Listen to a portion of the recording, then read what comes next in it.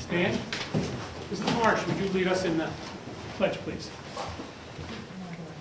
I pledge allegiance to the flag of the United States of America and to the republic for which it stands, one nation, under God, indivisible, with liberty and justice for all.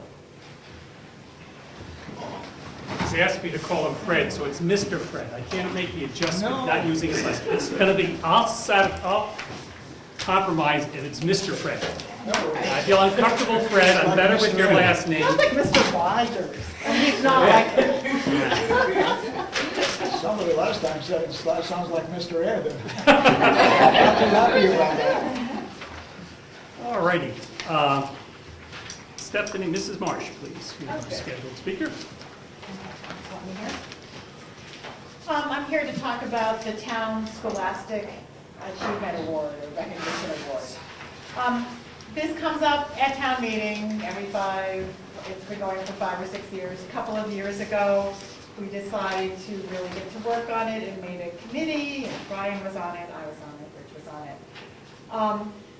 Right now, we have a Scholastic Achievement Recognition Award established in 1996 that's given to the graduating high school senior with the highest grade point average. And I have notes from the selectmen's meeting after that town meeting that established the award that basically said that the trustees would talk to the guidance counselors at Kingswood or at Brewster Academy or any other school to get the GPAs of the students and consult them in giving out the award. And that is indeed what's been done. But keeps coming up, what do we do about homeschoolers? Have we had any homeschoolers apply? What do we do if the homeschoolers apply? And I can explain to you, I hear all these rumors about homeschoolers don't have GPAs. Yes, they do, if their parents want to write them for them. That homeschoolers are on a pass-fail system. No, they're not. It's just that we don't have records that are necessarily established by a particular school. And I, just by way of letting you know why I'm speaking to this or volunteered, I've been homeschooling for 21 years. I've sent 3 of my homeschool kids to college. I have been on the board of the State Homeschooling Coalition for 17 years now.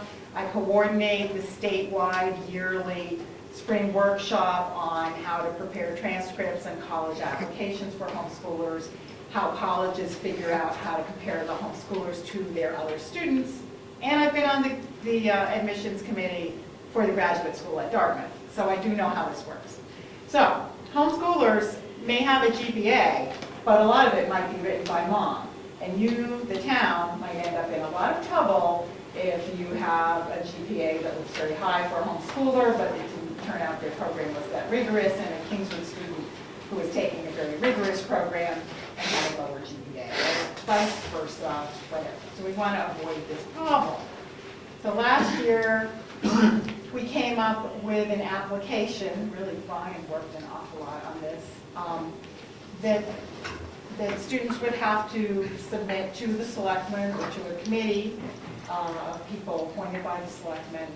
And this application would include the student's transcript, list of courses, SAT scores if they want, or achievement test scores, just a collection of different things. So that a committee could look at the students and judge what was being done. Thought we had a warrant article written, and then we found from the town council that we can't just change what was referred to as the purpose of our Scholastic Achievement Award. Our present Scholastic Achievement Award doesn't say it has a specific purpose, but the text of it just says, to the graduating high school senior with the highest grade point average. So that, in essence, is our purpose. It's an award given to the person with the highest grade point average. So we had a problem, and we did put forward a warrant article. I've done some research in the meantime to look into awards given by other towns. There are a few, but they're pretty much all linked to need. So Wolfboro has the Josiah Brown Scholarship. Seabrook has an award given by the town. Basically what the town does is take those monies, some are privately donated, and give them to the student who is continuing their education, shows sufficient need, and has something minimal like a C average. So it's really not the same as our award, which is supposed to go to the student with the highest academic credit. So I've been thinking about this a lot and throwing things back and forth, and I think maybe there are a couple of ways we could solve this. One is we could actually try to change the purpose of the award. That we hesitated to do last year because it requires a 2/3 majority. Well, a couple of versions of this. I was talking to the moderator this afternoon, and he told me that we could propose changing the purpose or changing the requirements of our current award and try to see if 2/3 of the people attending town meeting voted in favor of that.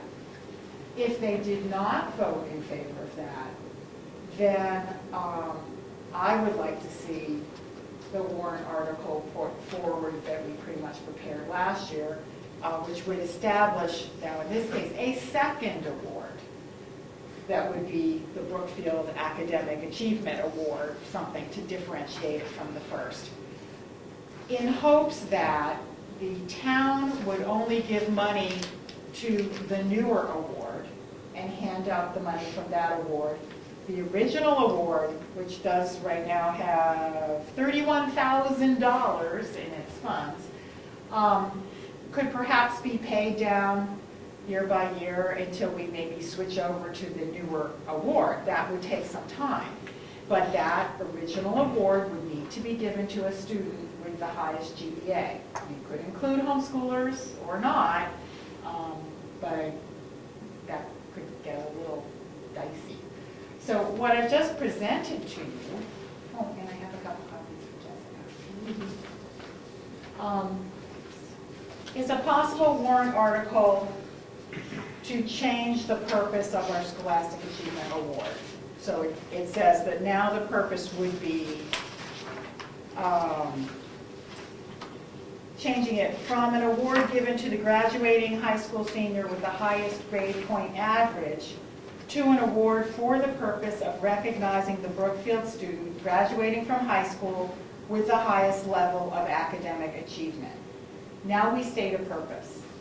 Now, if we want to change the parameters by which we would give the award in the future, we can do that as long as we don't change the purpose. The purpose just states that it's going to the student with the highest level of academic achievement. I bet you in 20 years, they'll all be doing all their school online, and there'll be some little number that we all receive, and it's going to be completely different. If this did not pass, so it's written here, changes purpose in accordance with RSA 3516 requires 2/3 vote. We could switch to another warrant article establishing the Brookfield Academic Achievement Award, and that would create a second award. There's a note at the bottom. This is what the moderator helped me with. The intention is to pass over this article if the previous article to change the purpose of the Brookfield Scholastic Recognition Award has been adopted.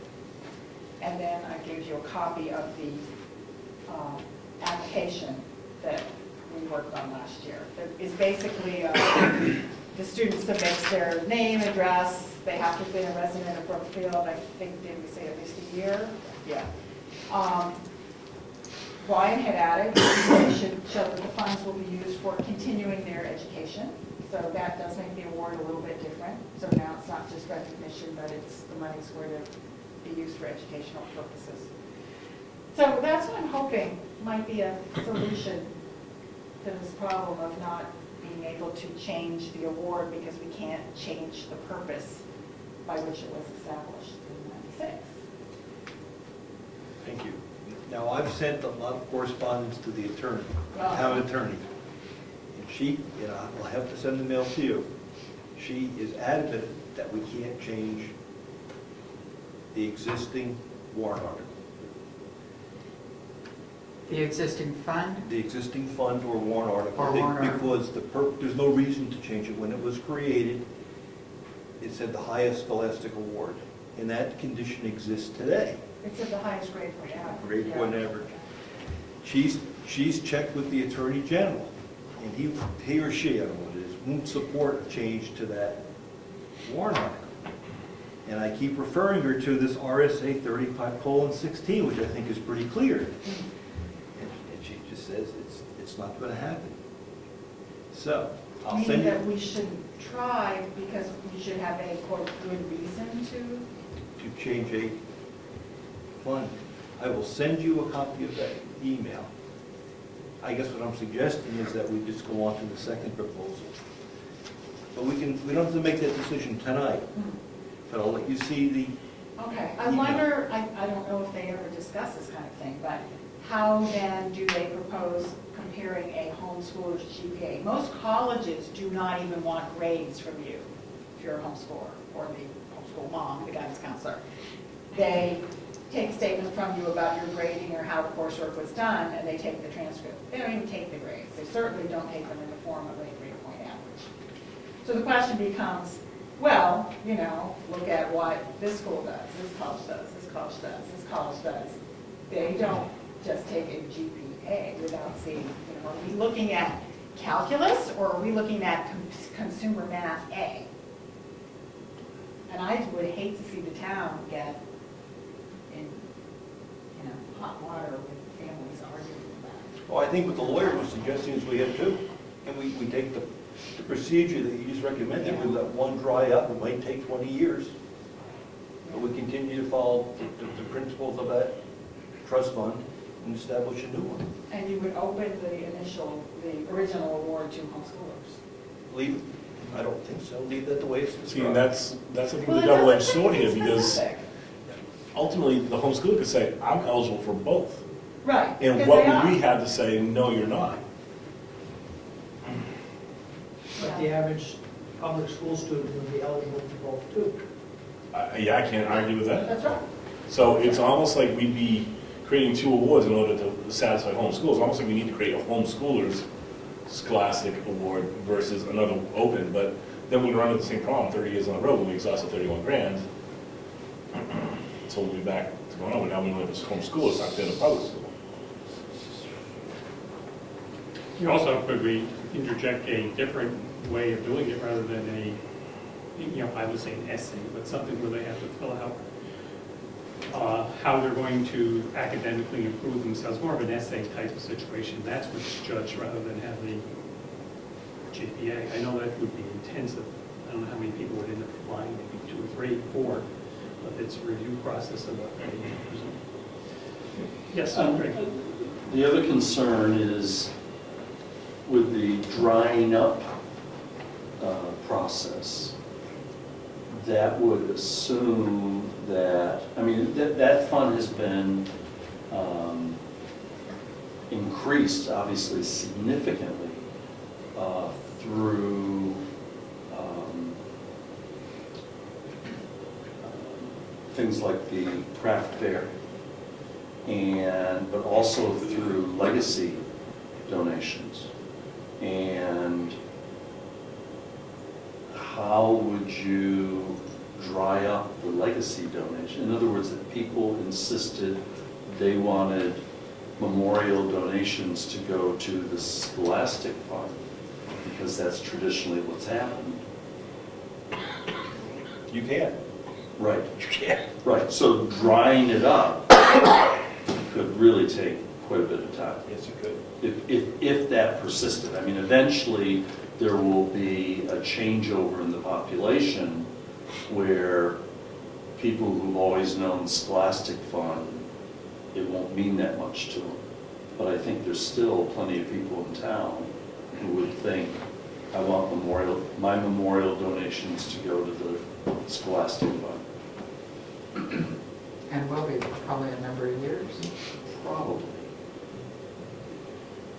Unless you did a certain amount of public relations and really encouraged people with the thought that's gone into this, why we're trying to get the new fund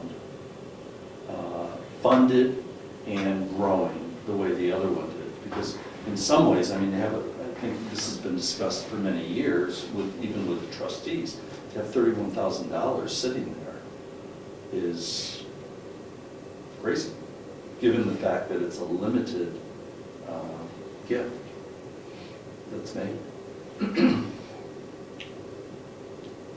You're right. Now here's, this is from the lawyer. As we discussed, in order to change the purpose of the fund, we need probate court approval. To get that approval, we need to show that there is some reason why we cannot fulfill the charitable intent of the fund. As part of that process, we need to consult with the AG's office, and if they oppose the change, there is really no chance of getting it through the court.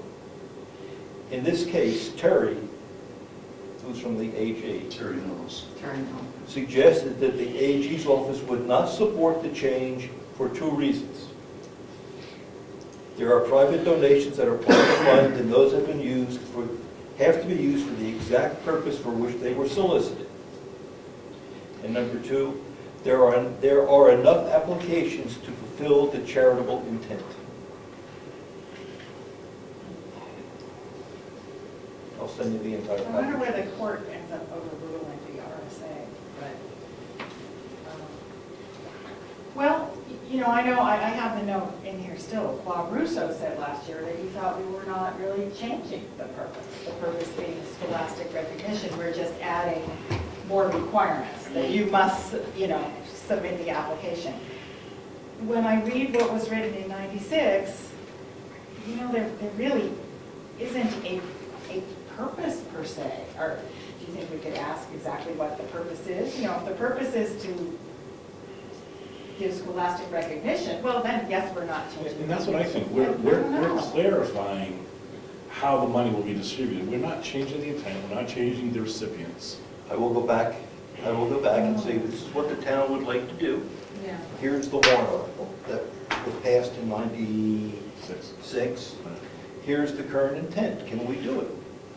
Because that would make sense. Yeah, like we're clarifying how the winner will be picked. We're not changing the intent. It's still scholastic. It's not like we're changing it to the most athletic. We're changing. It's still scholastic recognition, and we're just clarifying the criteria, which I think we'd have a leg to stand on. What would they do if they did away with GPAs? Then what happens? Exactly. I mean, you might have a student who's at the community school where they won't want to give them a GPA. But I'm just want to double check to make sure I really understand, because I know that RSA, what stopped us was the big, 2/3 vote, which sounds like, okay, you really better be serious if you want to pass this. But they're saying that it's not like, oh, if you want to change it with a majority vote, you need to have the court approval. They're saying you need court approval even with a 2/3 vote at town meeting. Let's go with the discrimination That's right. thing. It's discriminating against the homeschoolers. Well, homeschoolers can make a GPA, but Well, if they claim or they went to a school like the Christian school or something that doesn't give GPAs, it's discriminating against them. It's against the state constitution to do it if we're excluding kids because of where they are enrolled. I have to say, I'm a little surprised at how vaguely it was. I could see at that selectmen's meeting in '96, it was brought up, well, what about Kingswood students and Brewster students? Are we going to make any adjustment for different schools, different types of rigor of the courses or something? In those days, I don't think it was an issue, but they said no. But, even for a Kingswood student, I could see how that application might help if you had a couple of Kingswood kids that they had taken very different courses. Now, up to now, Kingswood makes that decision. Right. What happens? And that kind of covers it. That's what Ernie told me, because I said, well, what do you do if, and he said, well, we just talked to the guidance counselor, and the guidance counselor tells us the right thing, and it hasn't been a problem. Well, what happens if the guidance counselor wasn't supportive of the idea of somebody not from Kingswood getting? Well, no, that was You just to take it out of choose their which hands. Kingswood kid. Another thing I guess I also want to clarify, the guidance counselor does not know what the homeschoolers' grades in the district are, or we don't submit our stuff through Kingswood or anything like that. It doesn't go there. Sometimes people think it does, but they don't have it. Well, could the attorney and see, and I think the other question is, what if we go ahead with this regardless of the AG's opinion? That's what I say, put it to the town vote and argue it later. Over $500 scholarship to AG's and get themselves upset when we think we're doing right and we think we're acting within the RSA. And it's not like I'm saying I want to go rogue. I think you have support of the RSA. And we think the Attorney General, who's not the law of the land, but they like to think they are, we have the ultimate say in how it was being distributed per the RSA. I think the issue is the people that donated money, private funds, to a fund thought it would be used this way. Yep. And if any one of those people want to say, you're violating the way we, the reason, if anyone says that we're not using the money as appropriately as we should be, Yeah. then we get ourselves in trouble. But I understand what you're saying. I'll tell the Lord. Because we're not changing, we're just changing the way that they. Clarifying the criteria, was the words that were used. And we were excluding children from the participation in the town. We had so many homeschoolers. To see if we can. Well, yes or no. I mean, initially, I thought that that award was only for Kingswood students. So I thought that perhaps donors who had given in the past thought they were giving to support a Kingswood student. And if it suddenly changed, yes, that would be bad. But it never did. In fact, at that initial selectmen's meeting, it was discussed Kingswood, Brewster, other schools. The word homeschool wasn't mentioned, but it was still considered to not be specific. So anyway, so there are a couple of ways to look at it. Right? Question, does it specifically say grade point average? Yes, It does. that's the purpose. That's- That's the closest we can get to a purpose. Rules and regulations, do we have definitions? Have we defined grade point average? In Can fact, I grade don't even point think it average says. be grade defined point average. I think it says as GPA. what they get from the school or equivalent? So Given to the change grade. the definition? Given to the graduating high school senior with the highest grade point average to an award for the purpose of recognizing the Brookfield student. So define grade point average. If you want to expand the definition of grade point average to Yes. an equivalent, you got it covered. Of course, this doesn't say they have to use it to go on, does it? No. No, so they could have the highest and then quit school, or not go any further. And then Right, it's a recognition award. And that's why also when initially one of the proposals was a separate award for homeschoolers, we homeschoolers, at least initially, kind of went, no, this is a great honor. You're, don't take it away from us. We don't want another award. We want your award. That was the reaction anyway. Right? Do you know if there is in your current files a folder that's related to this topic that reflects the input of the key characters who were involved with setting this up, namely Ann and Chris Pinkham? Because I spoke to Chris when this was all cooking a year ago this time. I ran into Chris and I told him a little bit about what was going on. And he told me, this is of course hearsay unless we can find it, that all the intent of the people that started this was sent to the selectmen, all of the paperwork that had to do with the idea behind the Scholastic Fund. Whether or not it's in the vault, I don't know. But the first place I would look is in that file cabinet, because it's recent enough, 96. The chances of me finding it before town meeting or before the warrant gets done in the vault are pretty slim. But he seemed to think that the paperwork from he and Ann and the other people who were involved with their expressed intention is in the hands of the selectmen, or was in the hands of the selectmen. And you're going to check with the lawyer. We'll go over there. And we'll be back to you. Hope she's pretty quick to turn around with her information. Thank you. Thank you. Great. Are you leaving us? Because we have some questions for you on another topic. Yeah, I sort of wanted to go along, so I'll answer other questions if I. Well, and if you I would can help be you out. answering somewhat on behalf of the moderator, indirectly. Oh, okay, sure. She'll stay forever. I You can tell him later. Did you get a feeling as to how he plans to work with the town meeting because of counting ballots and starting by, Well, Heard all apparently, sorts of rumors. from what I hear, the only people who can change the times of the town meeting and all are the selectmen. And he must have the polls open until 7. And there's been a lot of discussion around our house and our neighbors about, could town meeting start at 7:30 or 8, or would you want to start, but, not vote yet? But then we thought, oh, all the people counting votes are the people you want at town meeting. so you understand from that He we can must- just start it later, we don't need to, somewhere along the line, I thought we were not allowed to start it later, it took like a year or something to get that all done. No, the problem is that you cannot change the day. I guess Okay. there had been a warrant article that was not passed, I don't know, was that last year or the year before? Something about the selectmen may, because I think we all didn't want to have Saturday town meetings, that it was sort of like if there is an emergency or something like this. So, but the polls have to stay up until 7. That's So what I it was understand. never a question on that, it was just, and then somebody else said, well, they had planned to adjourn the meeting and have it on Saturday. So, I mean, there was all sorts of I stuff don't going. think, well, from what I understood is, I don't believe that you selectmen may change the date, you can just change the time. Well, I wouldn't be changing the date, he would be changing the date, he'd adjourn, start the meeting, adjourn it and start it again on Saturday.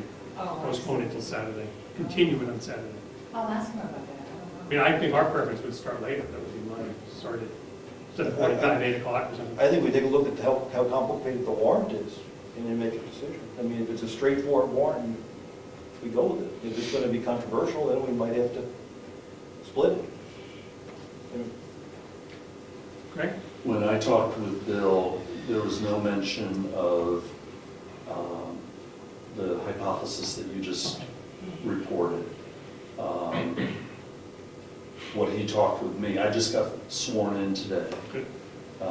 What he had talked with me about was the assistant moderator would start the meeting, announcements, so on and so forth, and then take a break until everybody over here was ready to come over.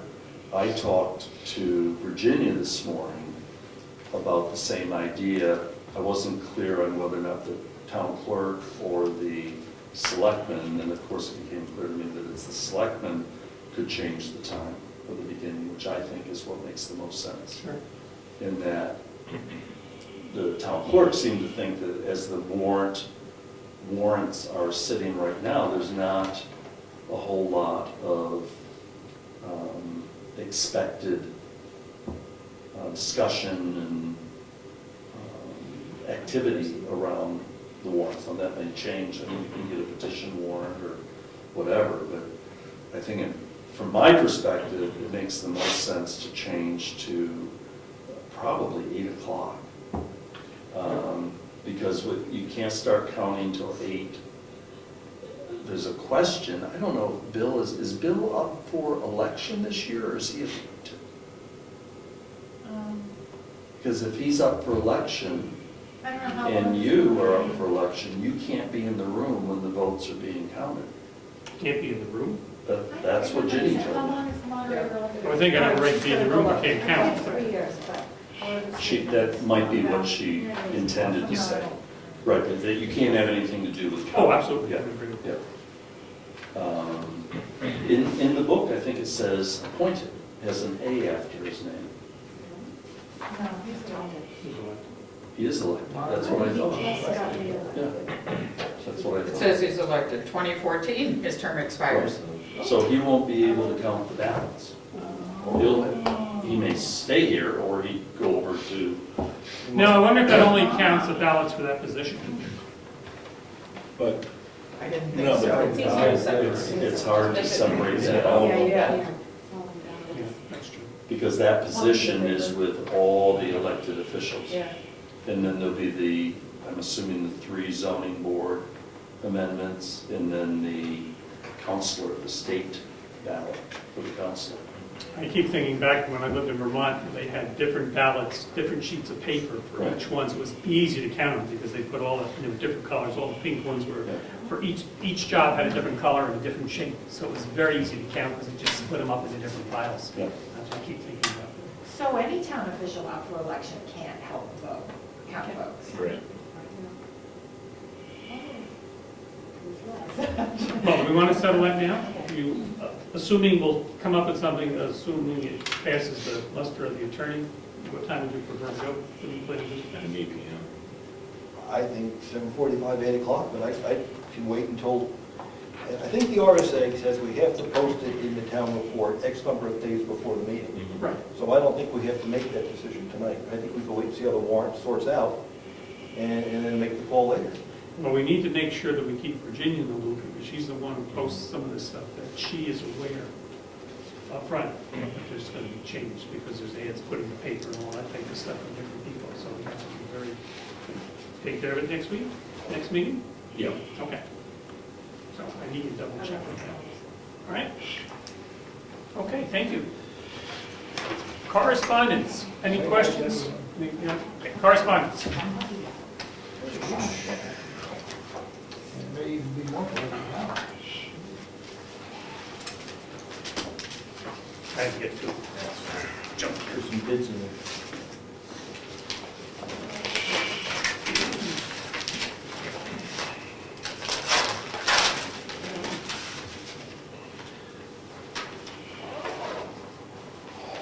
Got an intent to cut.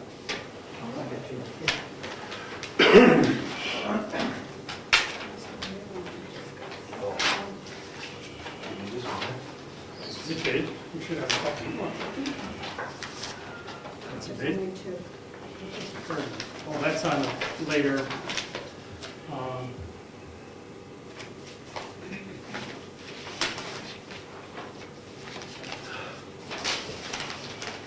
Gary?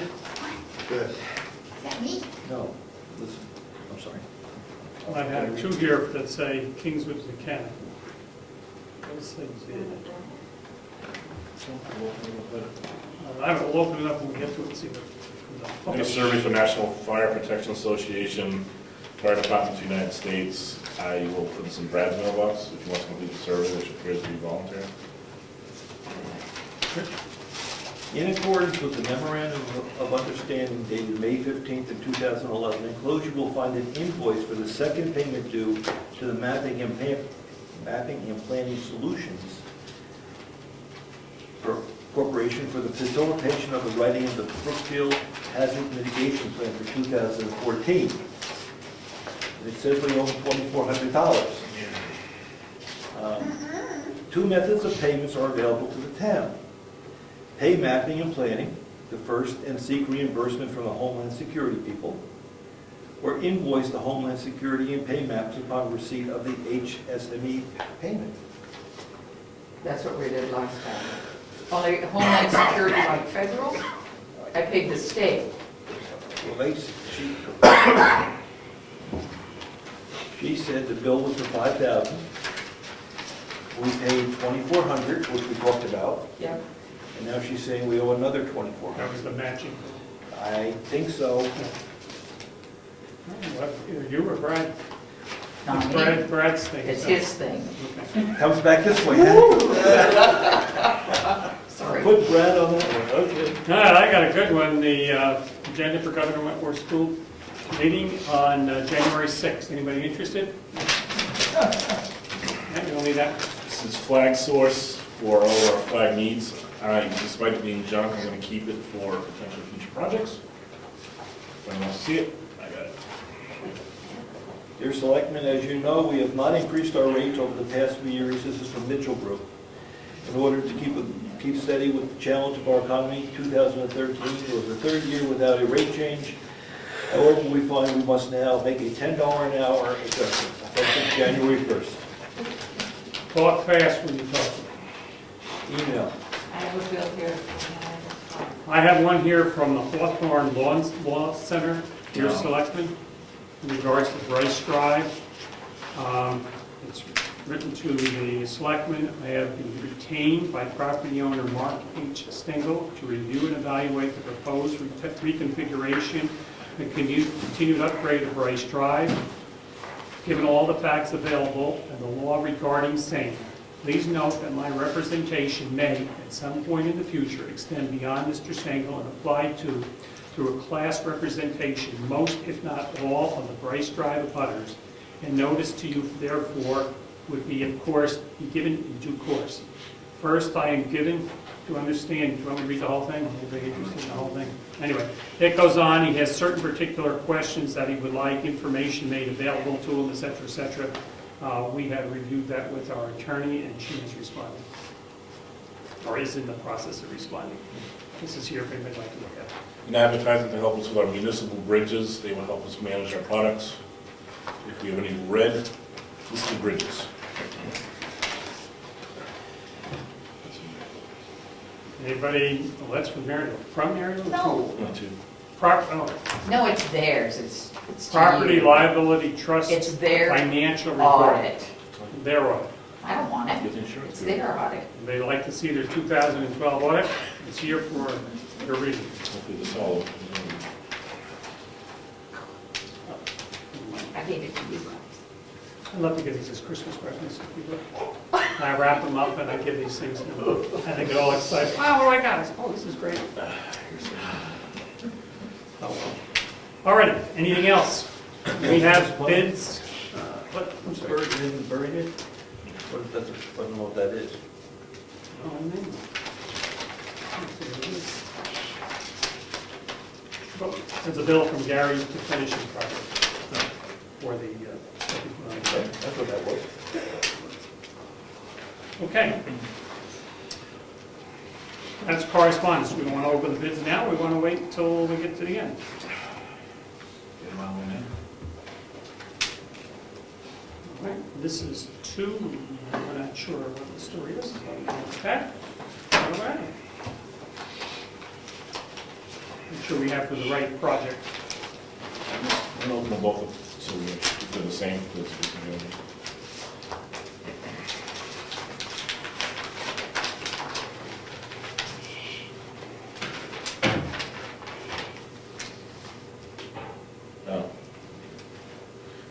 This is a bill, Kingswood Mechanical.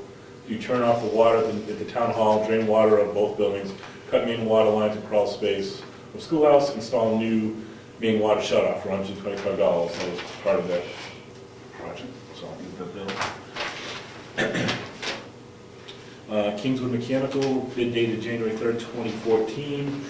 Townhouse, schoolhouse furnace replacement. Kingswood Mechanical proposes to finish and install two RHEEM, R-H-E-E-M, and I'm not going to read off the number, but it's a 70,000 BTU, 96% plus efficiency hot air furnaces to include the two, how do you say it, Gary? Is it RHEEM? RHEEM, there you go. Furnaces. One in the mechanical room at the rear of the building with one supply heating the auditorium and one return. Second furnace placed in alcove in front office with supply in return for auditorium and supply in return into office space. All gas piping for both systems, including flue pipe and electrical. Note, if existing underground gas line or regulator is not sufficient size for new units, additional cost to upgrade is not included in the proposed price. The proposed price is $11,200. And I've got one from Traditional Trades LLC, Mike Songus. Saltus. And again, it's difficult to read. He specifies all the material. He doesn't talk about electric. You mentioned electric, Ron. Yes. His material is $2,300. His labor is $2,400. Then he includes thermostats and whatever, and his total bid comes up to $6,300 For both units? for both units. Two Materials and labor. materials and labor. What kind of units? I'm surprised because that's pretty much almost the material cost on the job. MSA, MSA gas furnace, multi-position. I don't even know who they are. It's an upflow heat only.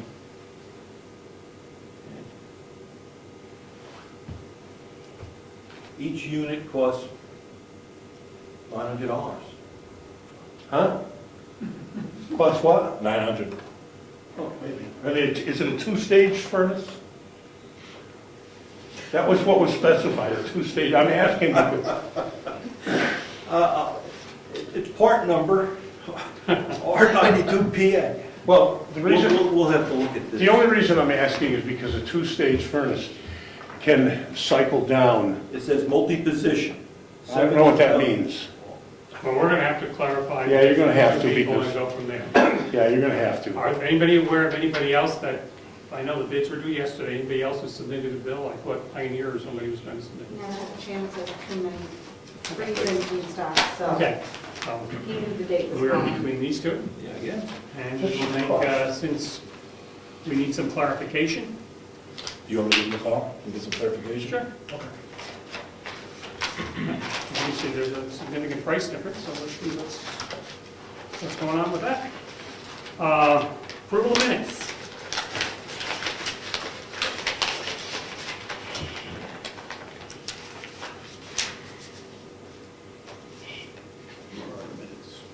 I need a copy. Everybody got a copy?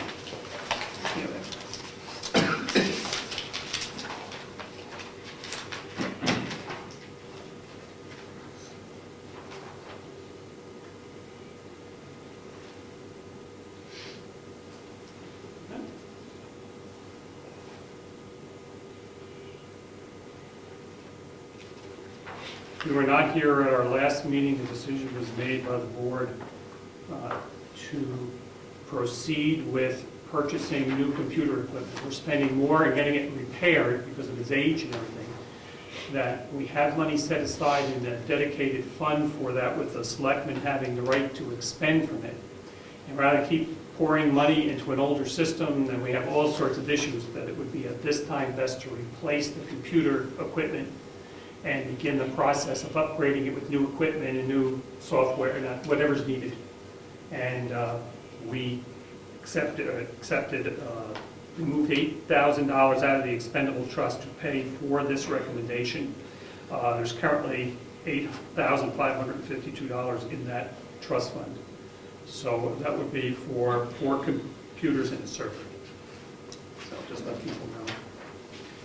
And it's good that we have these funds that are set aside for like that, and we'll start building it up again, because probably in 4 or 5 years, we'll have to replace what we have as this stuff becomes antiquated, or new software we work on.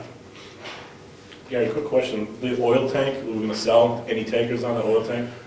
Somebody supposedly wants it, I just haven't seen the money, it's still back in Okay, there. I And just I saw it can on take the- it until they come up with the money. Fair enough, thank you. They said they want it, well, it's there. Is there a way for them? Okay, a motion on the minutes for December 23rd. I make a motion to accept the December 23rd, 2013 minutes as drafted. I'll second it. Okay, all those in favor say aye. Aye. Okay. And there's another set of mentions? No. Oh, wait, what? Okay, public comments. Ooh. Okay, good, glad to see you, stop in more often, we'd love to see you. For the right reason, I guess. Okay, Ed Cohen's got a question. Ed, To go back to the Mark Stangl, is that a class, like a class action lawyer? What's the background of what that legal action is? he's implying that it could become a class action type of thing, he could represent more than just this one person. I guess they're working up some customers or. So right now, there's one person that's hired him, and he's That's offering the fact there may be others that may. That is correct. And there may be others who would join him in this effort. We have responded, the attorneys responding to his original letter, and some of the things he's asking for, we have nothing to hide, it's our records and everything else. Is that the attorney's letter? Yeah. Okay. Why don't you read it? You know what we're responding. Please be advised that this firm represents the town of Brookfield. The town is in receipt of your December 24th letter and has forwarded the same to me for response.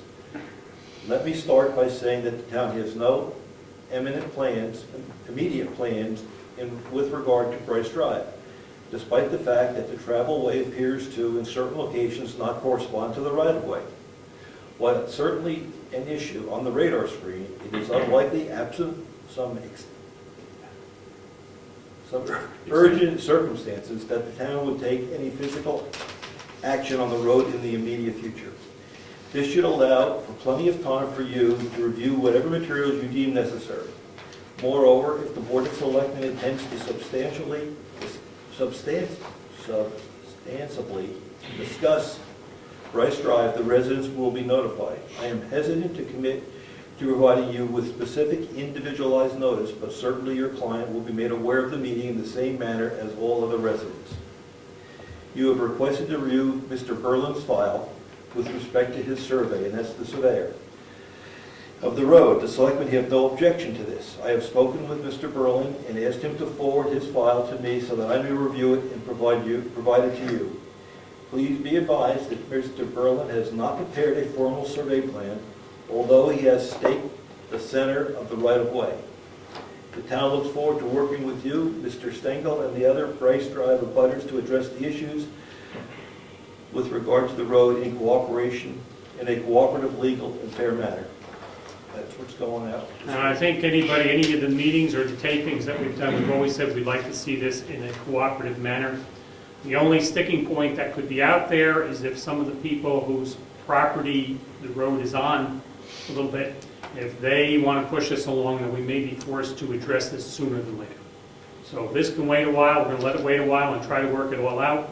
If one of the people involved here says, I want it off my property right now, then we're going to have to address it sooner, and we'll leave it up to them. Yes, sir. How do we communicate with the residents of Bryce Drive?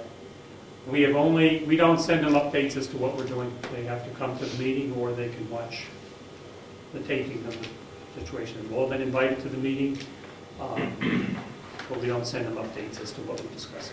I just want to clarify one point.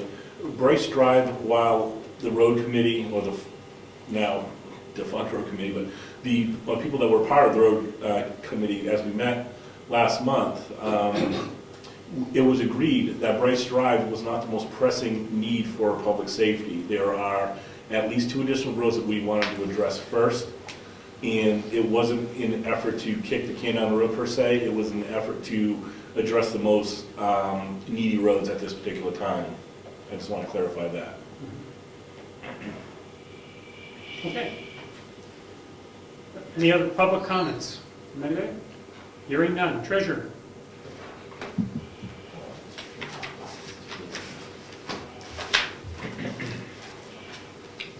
I have some checks. I will just pass them to you.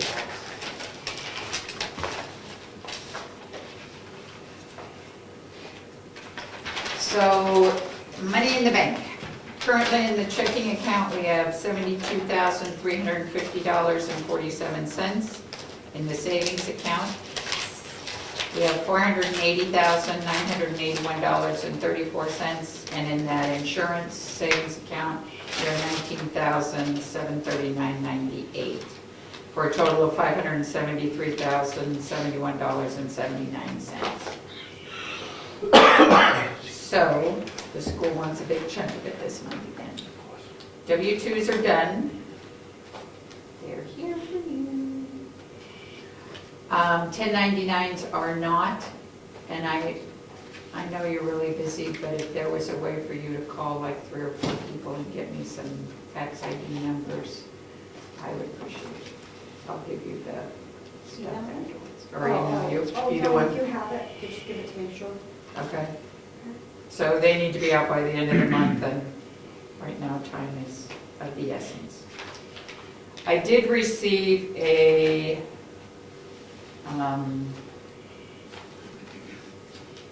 you could do this. Okay, I want to check the program. I did receive from the Property Liability Trust an annual letter we get.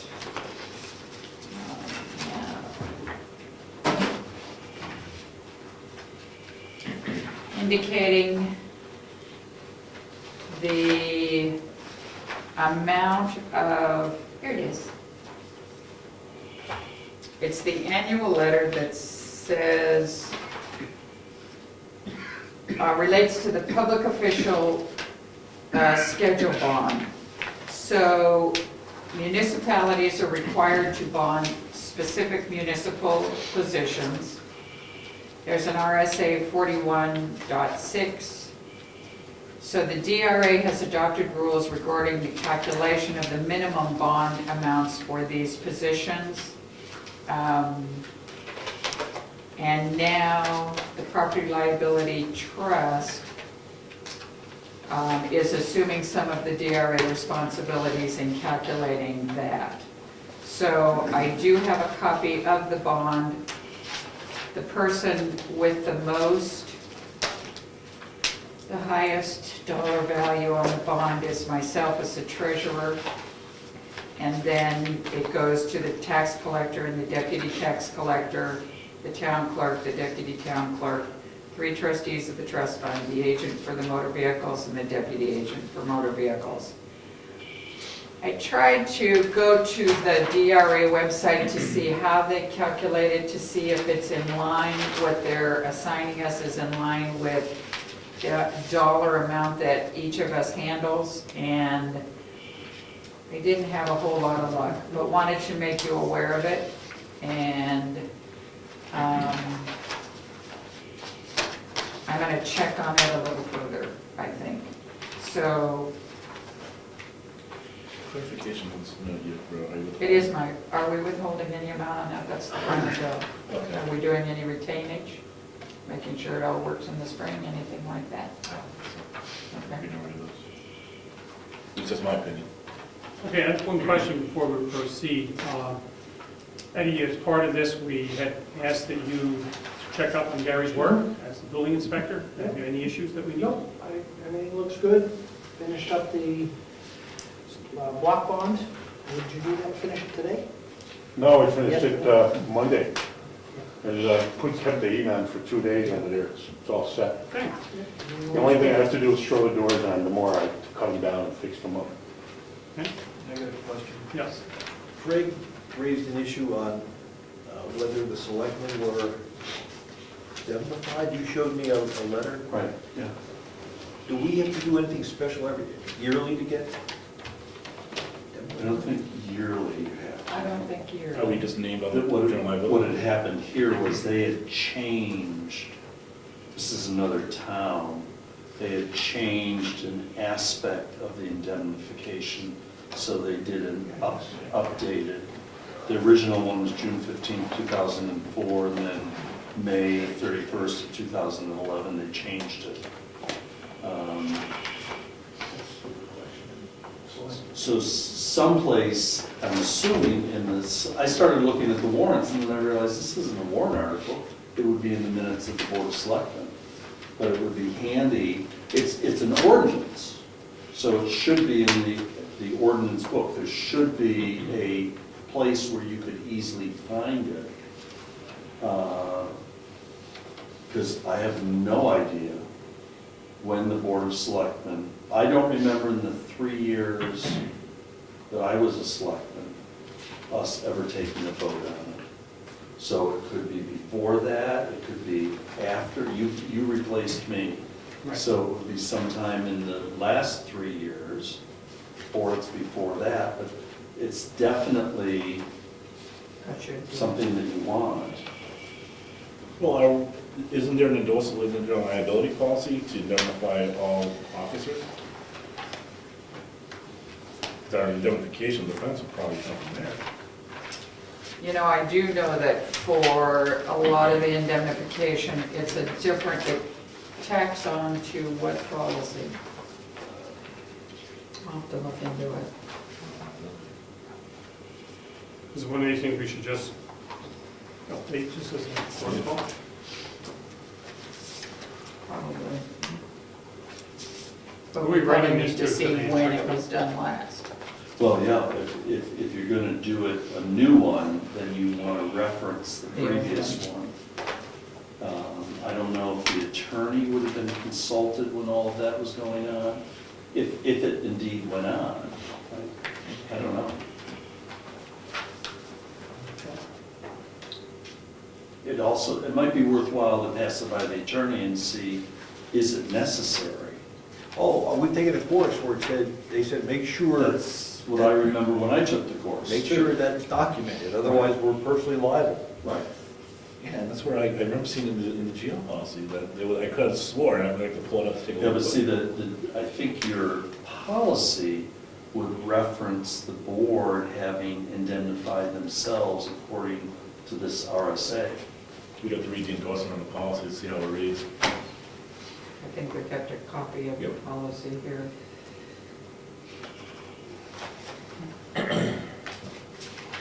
What else have I got? I have more. Okay, I'll check it, I'll take it, I'll look in the records. Is this a copy? If you need that, yeah, that's a copy for the selectmen. If you need me to start going backwards in the selectmen's minutes, I can do that. Okay. Just for clarification, Positively Creative Solutions?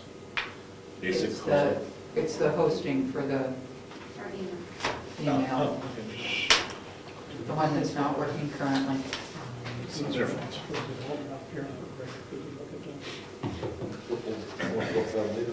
Go over without the board knowing. I didn't look at that. Sure. Do you want to pass it I on? know, was gonna go to the but courthouse. I I did didn't know that. it's I only did this that one. Because we got the credit. Yeah. I was gonna be up there Monday. So we still have We should the, probably still pass the same for Should usually. have told you. I mean, yeah, but this is I'm only going 2 this month. payments, it's no, Oh, there's no usage? there's no usage. No. Not this back. Oh, there's more coming? Oh, yeah. Oh, oops.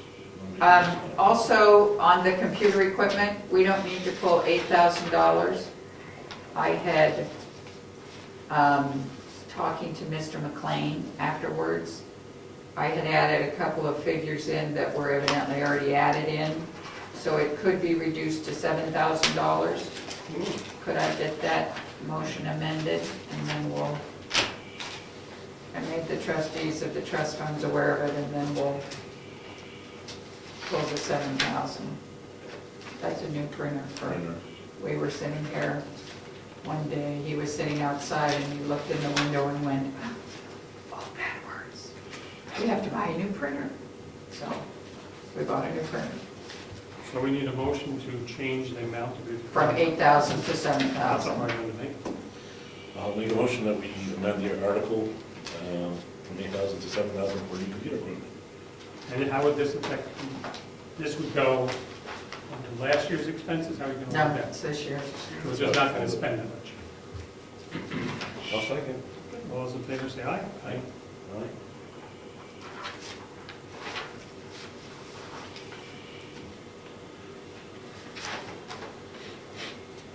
See what happens when you don't meet for a week? Yes. A week. Would you happen to know how we ended up the year? Oh, yes, I just happened to. Let me step right in here. It's going to cost more to process the check. What's that? It's going to cost them more, to process saw the that. check for $3. It's all printed out. Would you like it now? So this is not the final draft. You just gotta know that, because I still, this is only the, okay, it's all done.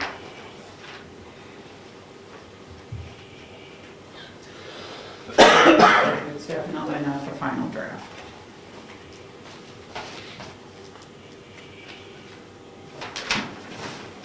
So you are estimating that we have approximately $15,000 left Yep. that we did not spend. That we did not spend.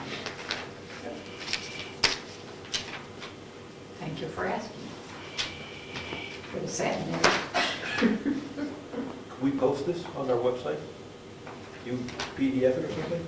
I can PDF it. It does say not final. I So understand. as long as everybody knows it's not final. Is it official? Would you- It is. Is that all right? Okay. Brian, you all right with that? Posting the non-final? Yeah, that's fine. That's fine. If we need to- We need to move any account, anything around, or we're all set on that? You envision, you said it's not final, is there any? It's not final. I still have to go over the numbers between, what would change is, probably the bottom line won't change, but where money could be sitting could change. When I start doing a reconciliation between Diane and myself and between Virginia and myself. You want to wait 2 weeks? I was gonna say- Would we better wait 2 weeks? Yes. Yeah, I would agree. Pardon me? I don't know that it will be done in 2 weeks. Okay. It will be done. So, That's we'll wait, because we can wait. Yeah, you said right away. All right, any other bills? That's it for me. Okay, we do have a contract here to consider. I think, who is our one in contact with the generator company? It was you? That was your contract. We discovered by circumstance that our generator was not working one day when a pole struck. And so we had to quickly get the generator up and going, so I called the generator connection, and I asked them to come and service the generator in order to get us back up and going. And they did such a thing, and we received a bill, and the generator's working fine.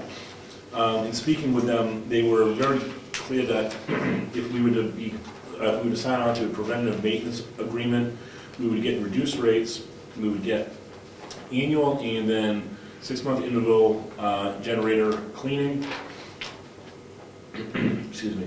Our hourly rate for labor would be reduced to $90 an hour, and out of the ordinary hours would be reduced to $135 an hour. We would have priority service in the event of emergency repair, and there was a lot of calls.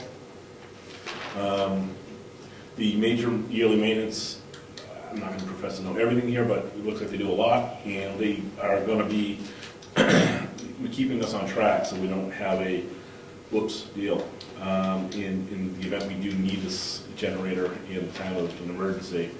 I've looked at it, the annual total 2-year agreement for the major amount of service will be an annual cost of $390. And again, that gets us annual cleaning, intake, and service, replacing filters, all sorts of good stuff, and 6-month intervals to go ahead and clean, inspect, make sure we're up and going, and they test us out. It says on the bottom, major for 240, minor for 150. Mm-hmm. And then do they do both of those every year? Is that the way that works? Yeah, the way it reads, go to the page 2 of 2, there's a major preventive maintenance contract that's done yearly, and then the minor is done at 6 months intervals thereafter. Okay, good.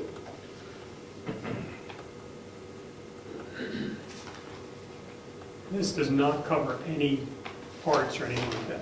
Right. Other than when they do the annual maintenance, it will, like when they change oil and all that good stuff, that will be part of their maintenance, right? Or am I reading it correctly? Inspect, really. Inspect.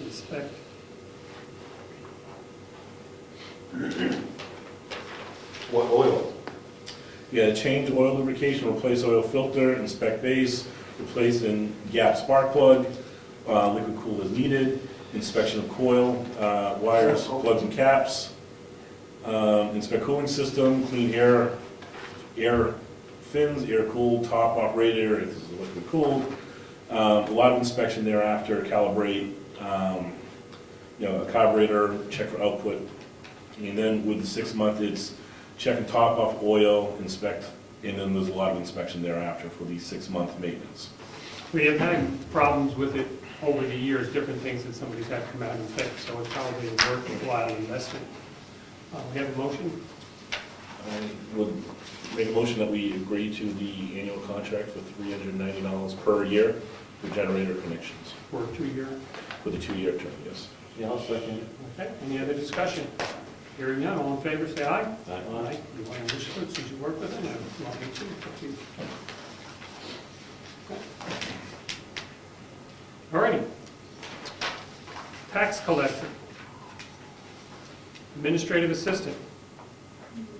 I don't have anything. We're gonna, I think the believe Rich and I are gonna work on this, updating the fees next time. Make a proposal next time. Yeah. From the one that's clear, yeah, I had somebody call about that, or I was contacted about it, and I said we had, the question was in regards to getting information about what we charge and how we came up with that information. I got it at home who asked, and they said we have a list posted, we checked with other neighboring towns to get an idea of what they charge. I can tell you who it was, so give a book, I don't have it with me, make a call.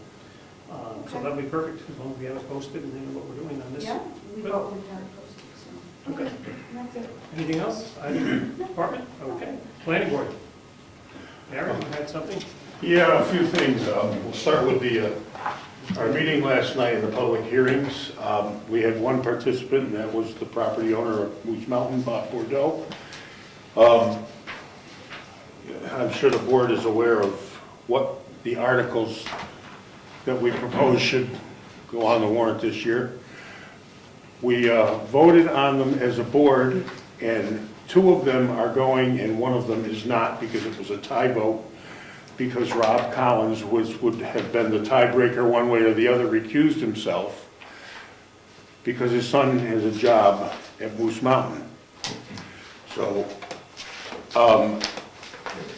all but the article to move the caretaker's dwelling from permitted use to conditional use, and I won't go into the arguments on both sides, that is not going to go on the ballot this year. The other 2, limiting size of subdivision lots, or stating a size of subdivision lot, and the other one as well, will be proffered for the town to vote on. That was the meeting. It was lively. The other thing is, let me get rid of my senior moment here. Oh, you have a letter in front of you. A request that Bob put in last Monday night, which was last night.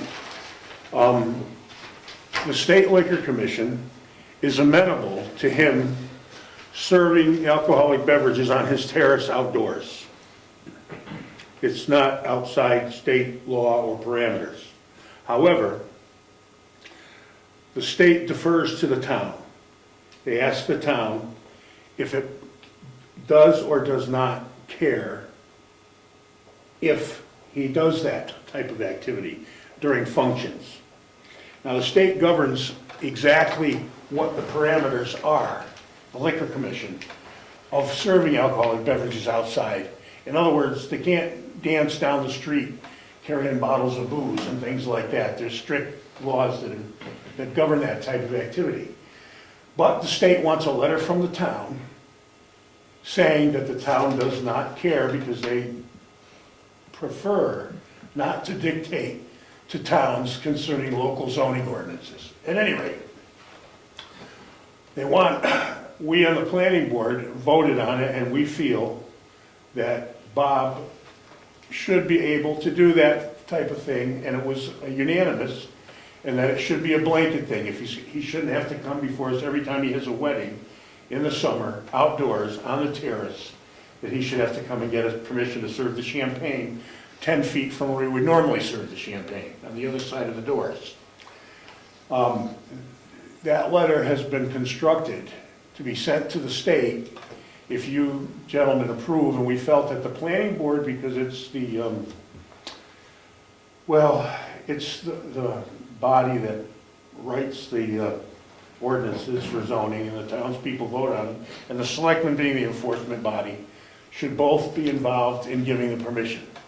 So that letter is in front of you. If you agree with that,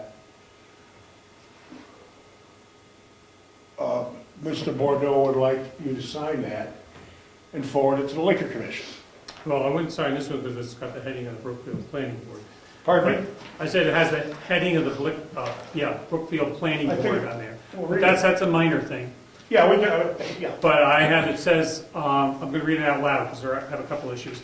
As a member of the Brookfield New Hampshire Planning Board and Selectmen, It has come to our attention that Moose Mountain Recreation LLC has requested sanction to serve alcoholic beverages at outdoor events. On January 13, 2014, Bob Bordeaux has made his intentions known at a public meeting of the planning board. I'm going to stop there. Beverages at outdoor events. It does not say where. And I'm assuming the outdoor events are on his property, but I'm not sure if that needs to be clarified. That's a given. The Well, liquor, it's a given according to the statutes in the state of New Hampshire. Well- He can't serve liquor any place but on his premises. And the liquor commission's laws govern how far from streets that can be. They are the governing body, not the town. all right, but you The town mentioned that either- he's serving it on his deck. If he has a tent, Or on the lawn, if the tables are spread out, for the wedding is outdoors on the lawn behind there. let me continue. Historically, Brookfield has been an agricultural town that provides a business-friendly atmosphere to, I'm not going to say it right. Entrepreneurs. Yeah, go ahead. The Rec 1 zone has a special designation for recreational activities within our town and is highly regarded by our citizens. As such, the Rec 1 zone, which is owned by Moose Mountain Recreation LLC, is listed in our master plan and zoning ordinance. These valued documents list no limitations as to the serving of alcoholic beverages. Therefore, when Mr. Bordeaux requests input from the planning board, it was their privilege to publicly declare by vote their endorsement. Serving, can he serve at any hours, 24 hours a day? He can serve at any hours the liquor commission allows alcoholic beverages to be served. We have set our own hours of operation as parameters for his operating up there that have nothing to do with the liquor commission. He has to comply with our zoning ordinances in that capacity.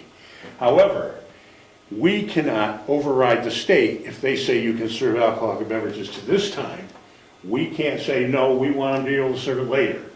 He must comply with state law and he must comply with our law. But he cannot override the state. We can't override the state. Goes on, as fellow representatives of the voting public, we respect your duty to regulate the distribution of alcohol. With this in mind, is our contention that the state should honor Mr. Bordeaux's request by providing Moose Mountain Recreation LLC with the necessary approval to provide alcoholic beverages at outdoor events. Comments, anybody? The state is very strict with their supervision of alcoholic beverages being served on a I premise. think we should run by the attorney personally, because there may be something that we need to make sure we Good idea. covered ourselves for something. but that's- Good idea. That's just a thought. I agree. The attorney should weigh in, and if she sees no objections, then I think I'm good. Okay? George, Well, what's okay. next? I understand, come on. These are, Yeah, we got a lot of them. Okay, that was that. We're still planning board. we're not going to touch that and respond until our next meeting. Well, I'm not asking you to sign it and send it tonight. I'm just describing what the letter states and why it states that. That's between the town attorney and you folks now. Also, I desperately would like Mary Lou to give me an assets list. I have a mobile file cabinet that needs to get all that stuff put in it. It's the assets book. It's basically, it's hard copy, but it's pages, just like the road book. It has all the roads, and any information that comes in can be hard copy filed. I'm not talking about invoices, but work that was done. It's a great place to go to get an overview of what has been done, when it was done. As long as it's maintained, I will take the responsibility on of doing the road thing on the planning board level until my term expires or I get voted out or whatever.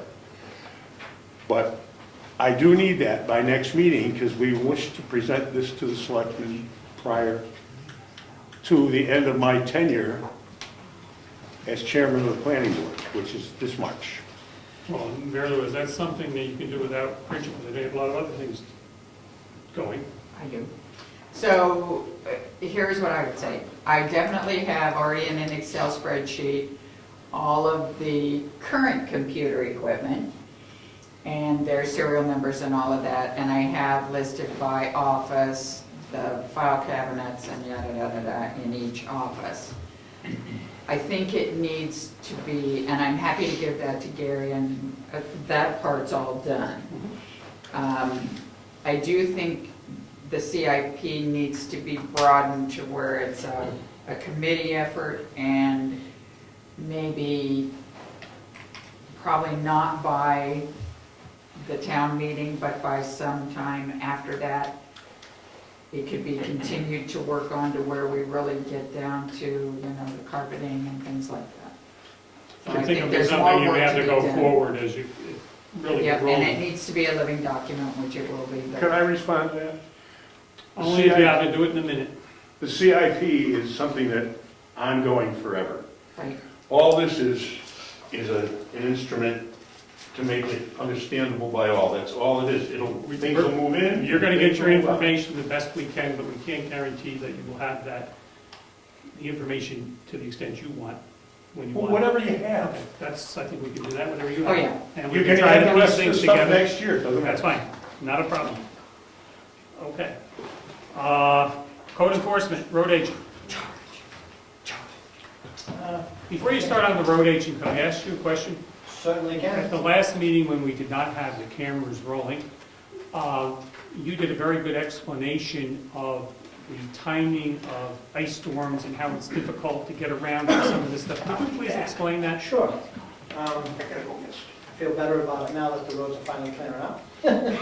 But a simple understanding is, when it starts snowing, and the average snowstorm is roughly 1 inch an hour, I can start, snow gathers on Moose Mountain and Cotton Mountain first, generally. So if I start when there's a little over 1 inch at my house, and I work my way through town, and when I get to the other side, there'll be roughly 2 to maybe 3 inches on the road when I reach that end. And then I generally stop back over, and it's able to keep the snow at a minimum on the road, providing it's not 2 inches an hour or other variables. So that's a progressive accumulation of it. When it rains, freezing rain is a lot, I mean, maybe this doesn't, I don't mean to demean anybody, but freezing rain and sleet are two different things. Sleet is frozen in the air, accumulates on the ground. Freezing rain is it's liquid and it freezes on contact. When the temperatures are right and the ground's extremely cold and it starts to freeze, it freezes the entire town all at once. Say the temperature drops and we have moderate rain, and in 5 minutes your walkway is iced over. That same 5 minutes, the entire town is iced over. So it still takes me time to get from one end of town to the other, and I choose volume roads, through roads, high traffic, before I get to the roads with one house on it. So that's an issue that we've had a lot of lately, because prior to the rain, it was extremely cold out, and the ground was very cold. And in that same mindset, I go past the house, whoever house it is, and I put sand down, and if it's raining hard enough, now if it's a drizzle, it's to my favor, gives me a little bit of time because there's a little bit of salt content. But if it's a heavy or moderate rain, I might be a quarter mile down the street, and it's freezing right behind me as I go. So it's a very nerve-wracking, time-consuming, tedious battle to keep up with this sort of weather we've been having. And as you can see on some of our roads, it built up some pretty thick ice. Thank you. Can I play devil's advocate? Sure. What do we do different than what Wakefield does? Wakefield gets the bare pavement quicker, less buildup. That's one of the It's questions I ask. available resources. Okay. What it boils down to, when I went over to the state, I talked with the state guys quite a bit, and, I was telling him, I said, I'm having a wicked time, and he chuckled, he goes, well, we just have a lot more resources, they have a lot, basically it boils down to pure salt. Okay. And we're already, tomorrow I need to call for another load of salt, and that'll be our 4th load this year. And that's a lot, I don't think prior to this year, I've ordered any more than 4 loads ever before. So the demographics of the town are pushing, people are out. It's amazing when you see people driving, the conditions you see them driving in, and the condition that they drive in, the condition of their driving that they're in. So it's the way the town's going, and it's, I know we've traditionally considered ourselves a low-salt town, but it's got to swing the other way. You've got to start using more pure salt. All right, so And my again, it won't be explanation to the extent, of Wakefield. when you see at an intersection on the State or Wakefield, and there's a pile of salt there, I mean, that gives you an indication of what they're putting down on the roads. All right, so my explanation to a couple people, I said exactly that. Our salt content is far lower because we do not want excessive Yeah, we just salt don't in have, our. we don't think about our tax base. We Mhm. don't have the budget to treat that. And we also don't have many town-owned through roads that warrant it. Right. The other thing that people don't understand is salt will work down to 18 degrees. Its efficiency is next to nothing. You can only compensate that by dumping more salt on. The other thing that plays into that is, that works it with the ice, is traffic actually mixing it. The salt to just lay there, or on the heavy packed ice like we've had recently, I've been out putting pure salt down, the salt melts through, the one crystal melts straight through the ice, goes to the bottom, and sits down there. Well, the ice is thick enough to support the vehicle, so it's really not doing anything. But when you start it, when you get a bare patch going, and it starts melting, and then you have a brine that develops, and it splashes it back on top, and the weight of the vehicles is grinding it all up, that's a factor in how that ice gets cleared up. Would it be more cost effective to put more rock salt down than riding around and playing catch up all the time? After battling this last batch of rain, 2 storms, and ice buildup on the roads, I'm gonna do more proactive salt before the storm to keep it from binding to the road. That will help. We really can't put more salt in our sand because we have such a high percentage of dirt roads. If you use too much salt on dirt roads, it turns into mud all the time. So, What do you use the brine for that's in those tanks? that is dust control and pre-wetting the road. And we're still playing with the pre-wetting of the road. It's, every time I'm learning a lot. I'm still learning the curve there. But that's what it's a dual purpose thing. We mostly use it for dust control. Any questions by anybody regarding the roads? I just had one other comment, and that was something I hadn't thought of, you mentioned at the last meeting, was that now with the growth that we've had in town, people are moving onto roads that you didn't have to bother with before, so it takes you longer to get. I used to be able to skip over roads. I used to be able to say, okay, I gotta, I could go by a road and I'll use, Eaton and Walker. Those were roads that I would say, I'm not gonna go from the end of Lyford out to do those 2 because there's nobody living there. I will just, when it builds up to a point that it becomes an emergency vehicle issue, 4, 5, 6 inches, I'll go out and do that when it slows down. But if it was snowing hard, and I would skip over it. I have to go out there now because there's people living on both those roads. Same with Tibbetts Hill. There was nobody up there. Now there's 2 people all the way up at the end of Berwick. So I can't just say, oh, I'll catch up, I'll use that, go by it, boom, I gotta go up there, and that's quite a job up there. So, but that's. I went this morning on my way to Concord and up by Nancy Whittemore's in Lyford. And it was ice.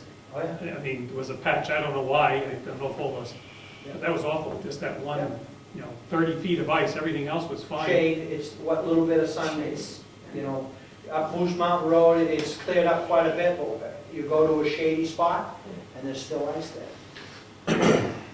Anybody else? Okay, the rest of your road agent and or building. Okay. Not much on road agent, other than Been working a lot. See, you're big smile on your face. We didn't we? But code officer, I have 3 intent to cuts. I have the map and lots here.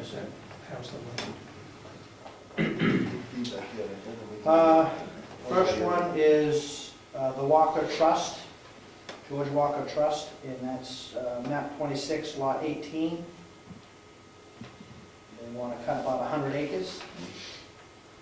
The next one is Frangie's Trust, Realty Trust, that's Netta Walpole's property, she's the trustee. Map 42, lot 3, and they're going to cut only 10 acres this year.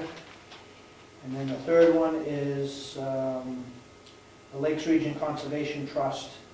They're going to do 50 acres up off from, they're going to access it from the Tumble Down Dick Road. Do these trusts have to pay the same 10%? Yep. No matter Yep. what they are? Is the Oh, I'm sorry, the map and lot for conservation is 37-1. Correct? Is the Walker one, the 109, that property? Actually, it goes out that way, it's 140 acres, 140 acres roughly, and it starts at the end of Pinkham Road. It goes out around the end of the lake and all down through that area down through there. So, gentlemen want to sign these? Sure. Starting one. While we're doing this, anything else? No. Okay, Conservation Commission, Emergency Management, Forest Fire Board. Okay. Heritage Commission, So we are having a meeting tomorrow night at 7 o'clock here. I'll do an agenda when I get home. And I was at the, as you're aware, we received a grant from Meredith Village Savings Bank for $7,500, and it's now posted. There were only 13 grant recipients, and we are one of them, and we're one of the larger ones for the $7,500 to add a new handicapped accessible restroom. So they have a nice little paragraph on what we want to do, and it's a nice thing. And we should be getting the check soon, I understand. wonderful, very good. I sent you an email, as we go into at the very end of the meeting, we're going to go into the discussion of the building next door.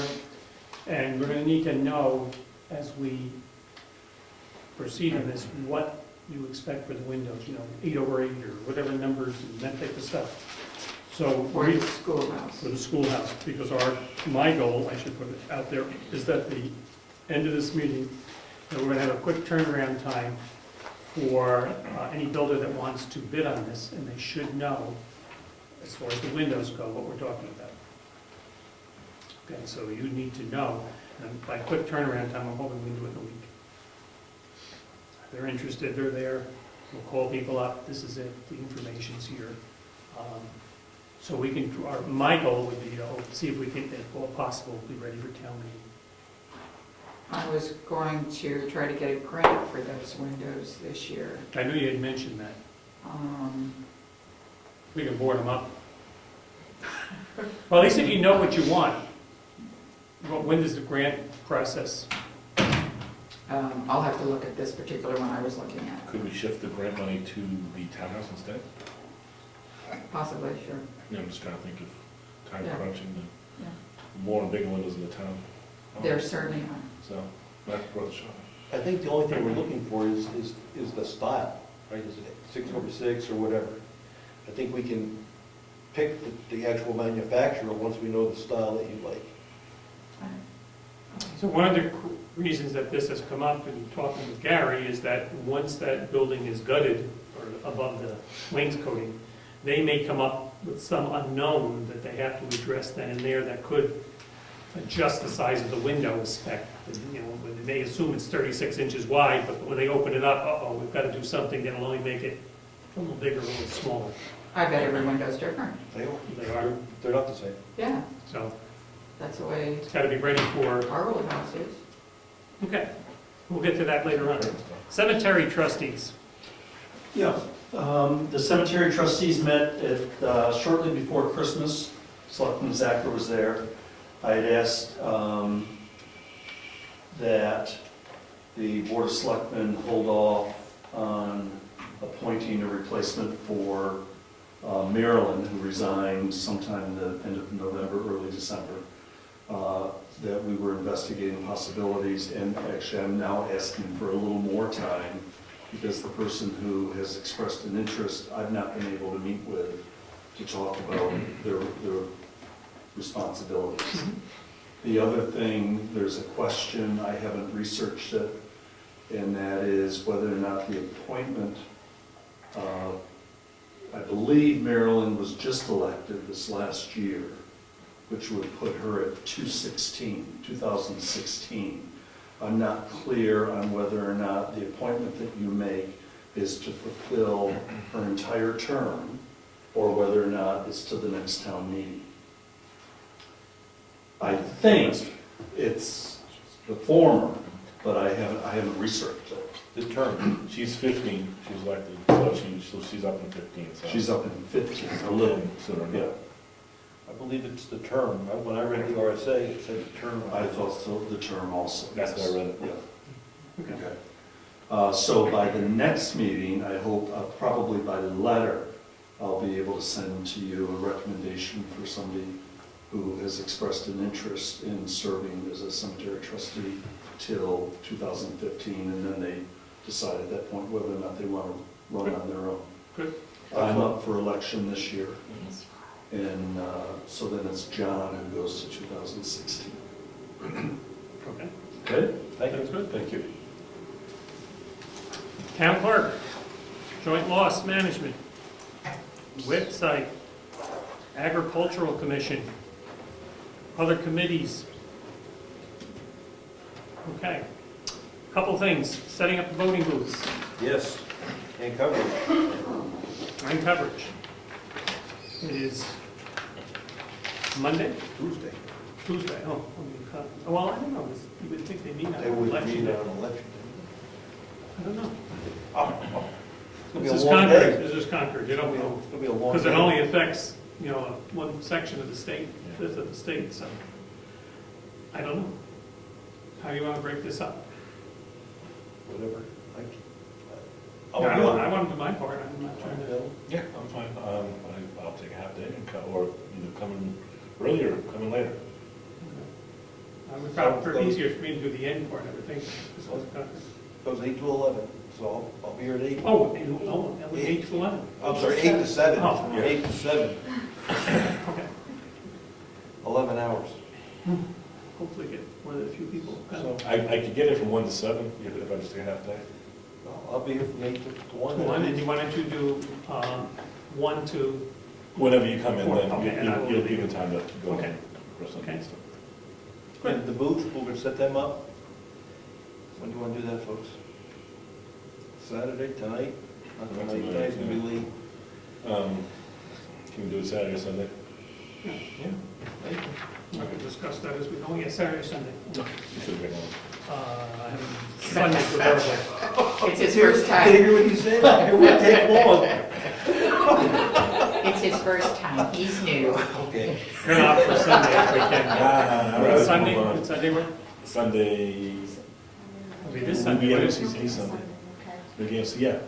No, the H, the H is a Saturday, right? Yeah. Right, so Sunday's good. 3, 4, 2, Okay. I don't care. 1 o'clock. Get it done before 1 o'clock Sunday. the, okay, 1 o'clock Sunday here. Say that without my wife checking in, but it's all right. The bidding for the repairs or the demolition of the inside of the schoolhouse and putting in the new work that Gary has drawn up a list of things to be done. He's made some adjustments that you're aware in some of the wood that would be needed. If we plan to have this by town meeting day, we need to move sooner than later. We've discussed it for a while. Gary said he's ready to go, but we have to be fairness to everybody out there that we, I think, give at least a week. Some people may need more. I ask you, Mr. Nason, If a contractor was really interested in doing it, could they put the stuff together in a week or less? I don't see why not. Yeah, if you guys are clear and have your decision on windows and or whatever, I don't know what stages you're talking about. As long as you have your information, they should have no problem Okay. putting it together. So what is the scope of the work you're looking to put out to bid? The inside ceiling comes down, the walls come down above the wainscoting. Everything's stripped out. Okay? One. Number two, all the work from the ceiling up is done, all of the, what do you call it, rafters, trusses and all that type of stuff. And a wall would be put up, a partition, I believe, was part of it, Yeah, you're for the gonna bathroom. partitions for the, at least for the utility room, so they can install the heat in time for town meeting. It'll take less than a week.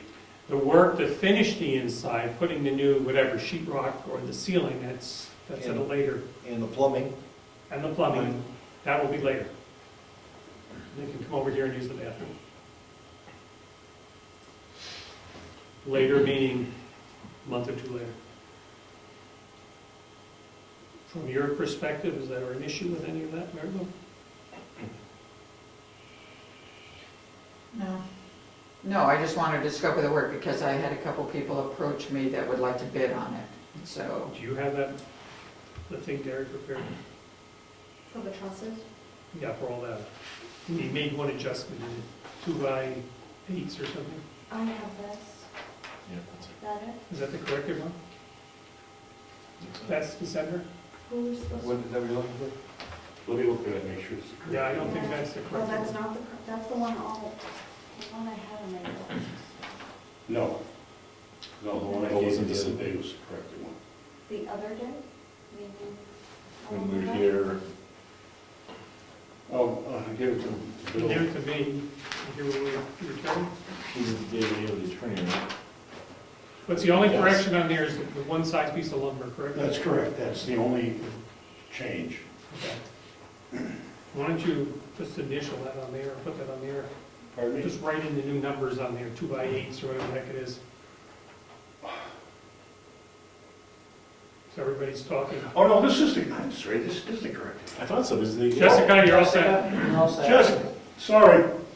Yeah, it's a corrected one. Okay, this is the corrected one, and there are, the plans for this are in your office, Eddie? Yep. Okay.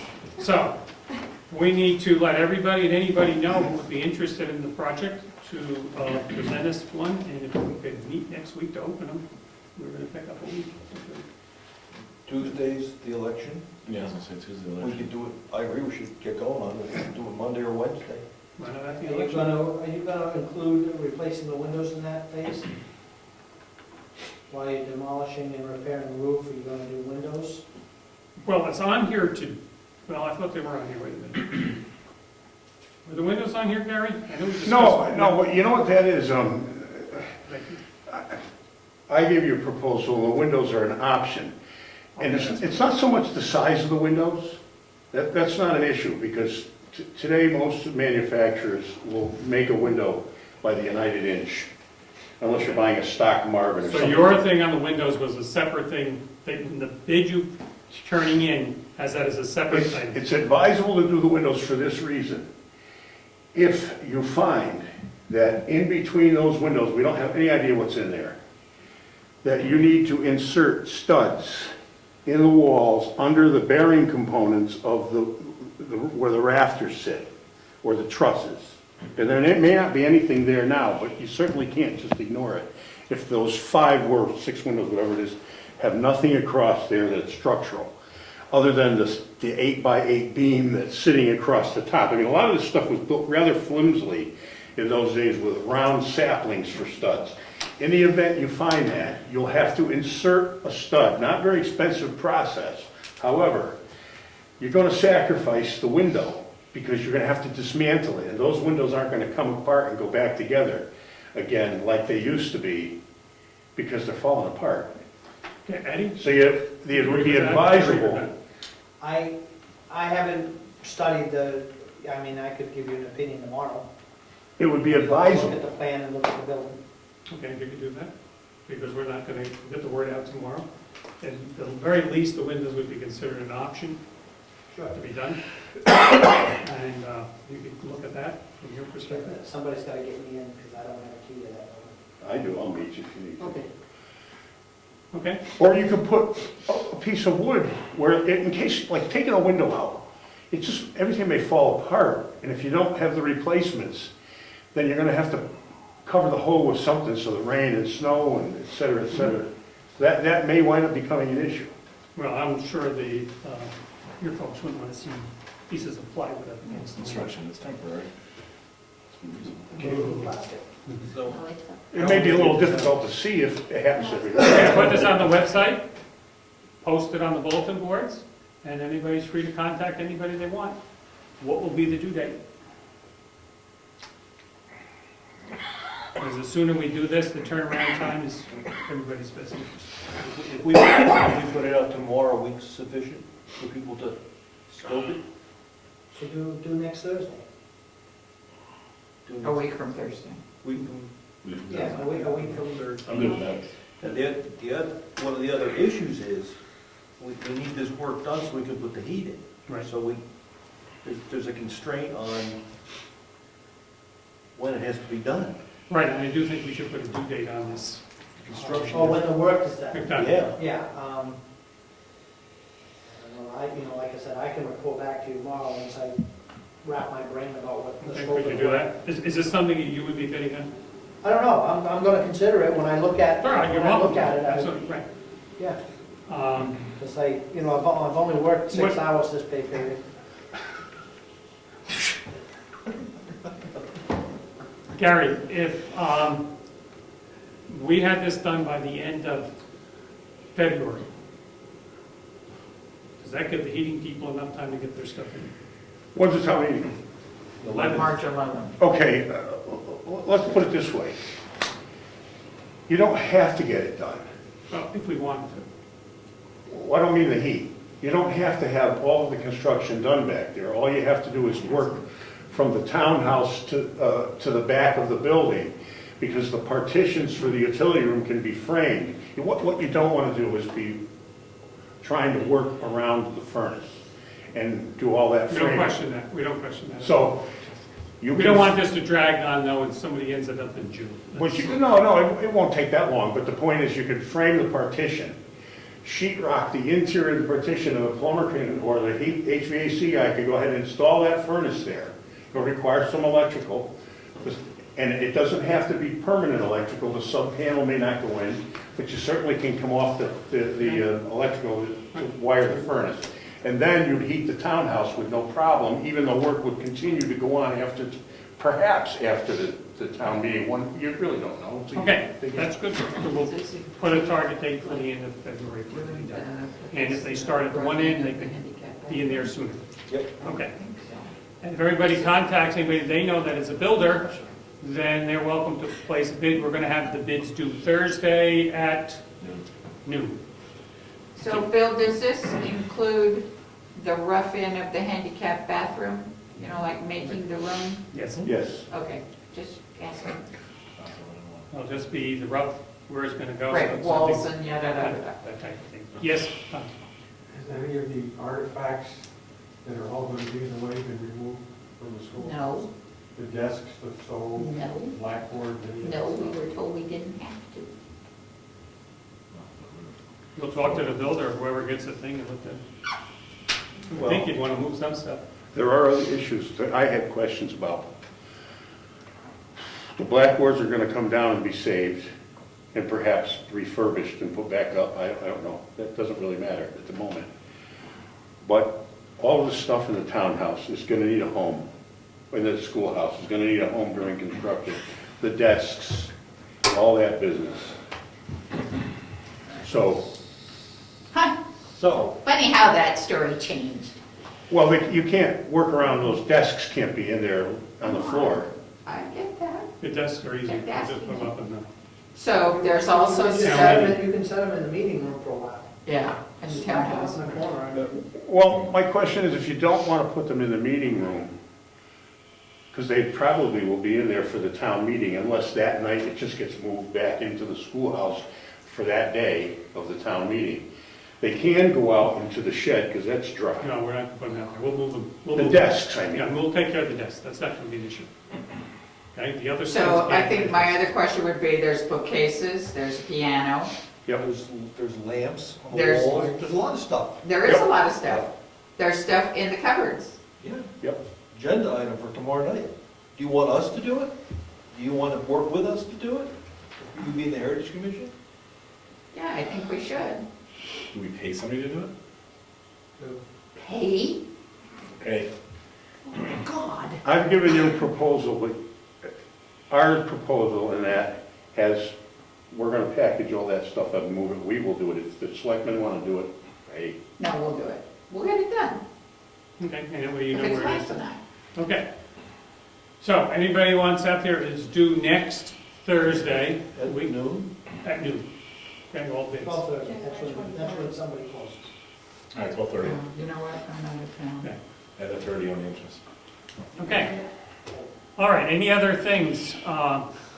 We need to work a bit on, anything on the budget? Yes, I think we should wrap up our budget. We have to start to think about posting a public hearing. That's my next one Here, I have the date. here. Okay, So whether we do it tonight or schedule another meeting, Schedule another we've meeting. got to, I think we should certainly work out when we're posting and finalize that, so we know. Here, that's why I brought this. Yes. I have a one-page thing. Because we can alert the, everybody as to where we're going.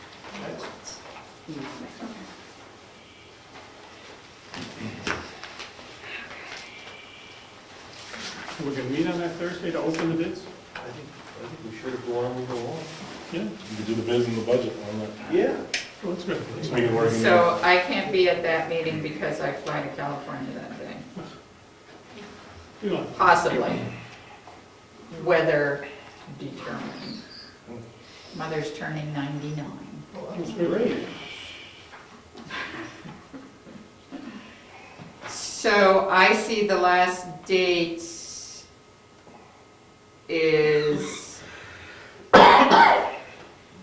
last date for the, oh, that's for a budget committee. To post the warrant and budget form for the annual meeting is February 24th. February 7th, February 4th is the last day for petition warrant articles. February 7th is the last day, Day to post, a February 14th public hearing. Yep. So it sounds like the last day we can have a hearing is the 14th. yes, In February. at least one budget hearing, yeah. Yes. So let's pick the budget hearing, the 11th? Do we want to do it before a selectmen's meeting? Is that We great? traditionally have done it that way. Yeah. Okay, so we're gonna do the budget hearing on the, is that all right with you? That's fine. Okay, on the 11th is the budget hearing. Okay, now let's back up. How many days' notice do we have to give on that? 7th. At least 7. So what happens if we get that in on the paper on the 30th? Yes. Yeah, so What time? So send regular, yeah, 6:30? Okay. all right, 6:30, get it posted in the paper on the 30th. So you know when you have to get it in for the 30th? Monday before. Always is at by noon or something. Okay. Okay, what else do we have on there? Well, we have to figure out when we're going to do the budget with Mary Lou, but want to talk about it offline? No? Okay. We were talking about Thursday, what is Wednesday like? The 15th? No, next week, the 22nd. So you still not available? I have to pack sometime. Well, Forget packing. Well, nothing else, yeah. oh, we can't, no, we can't do it. You want to do it the night of the election? I don't think we're counting. From what Virginia says, we're taking all these votes from this primary, Oh, and they go somewhere else? and they to go be counted? somewhere else to be counted. That's what she was, That's what she said. that's what she said. I understand, why Because was it's a statewide thing. Who's gonna count them? The prisoners? I don't know. Why wouldn't we want to know how our town voted? Like, are we going to commingle them with the other towns? That's not right. Well, we only have, I think Virginia got 150 Republican and 78 Democratic, so there's not a lot. There won't be a lot of counting. Do you want to do it Tuesday night after the counting? That's fine. So, for the work on the budget, do you want to have the bids due back by then? We're pressing the time too much. That's not enough time. I think we stick with the bids on the Thursday. Well, if we're not going to open them until the following week. We'll open them that Thursday, why not? Oh, okay, you're going to do Mary Lou's thing, I got you. Get Mary Lou. Tuesday, okay. Is that all right with you? So, Yes. So Tuesday, I'll we're try. gonna do the budget meeting after county Better roads. time? so Tuesday, the 21st. Monday would probably work better for me, if we could do Monday. Did you hear it? Folks? Yeah, heard her.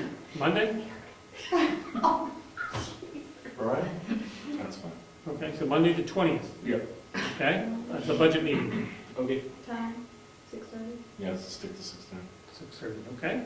Okay. Is it going to be a meeting or is it a working session? This is a meeting.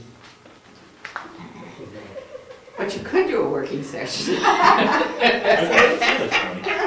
This is a meeting, we're going to work on the budget, but there could be something that we didn't anticipate. Let's make it a meeting. So we're going to make that a meeting. And what was the next one we're going to do? Open the bids on Thursday. The 23rd, Yep. 6:30? Yeah, let's just get it done. Okay. Anybody else know any other? That'll be a meeting also. Correct. Yep. Busy week.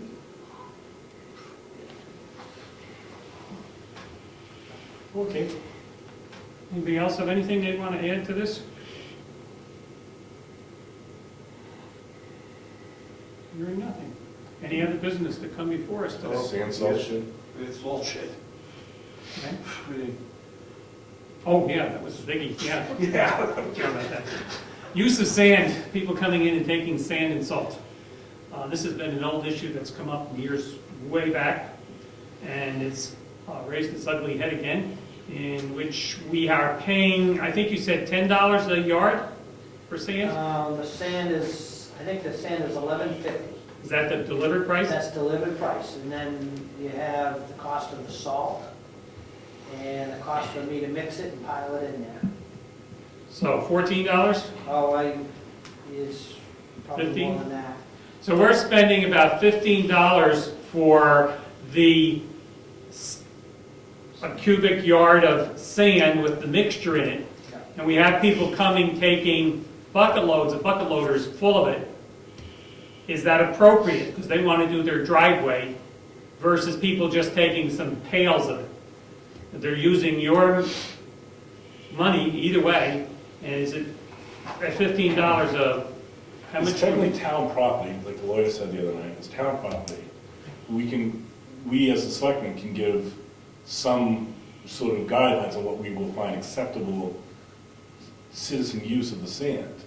How, we could put also the great restrictions on what we need somehow to enforce it and or monitor. I appreciate that people need sand, but by the same stretch, we buy that sand for the roads. In an emergency, if you need a 5-gallon pail to get your walkway, okay. But at what point does it become, you should go and pay a contractor or buy a load of sand, put it in your yard? No, I've seen people taking pails, 5-gallon pails.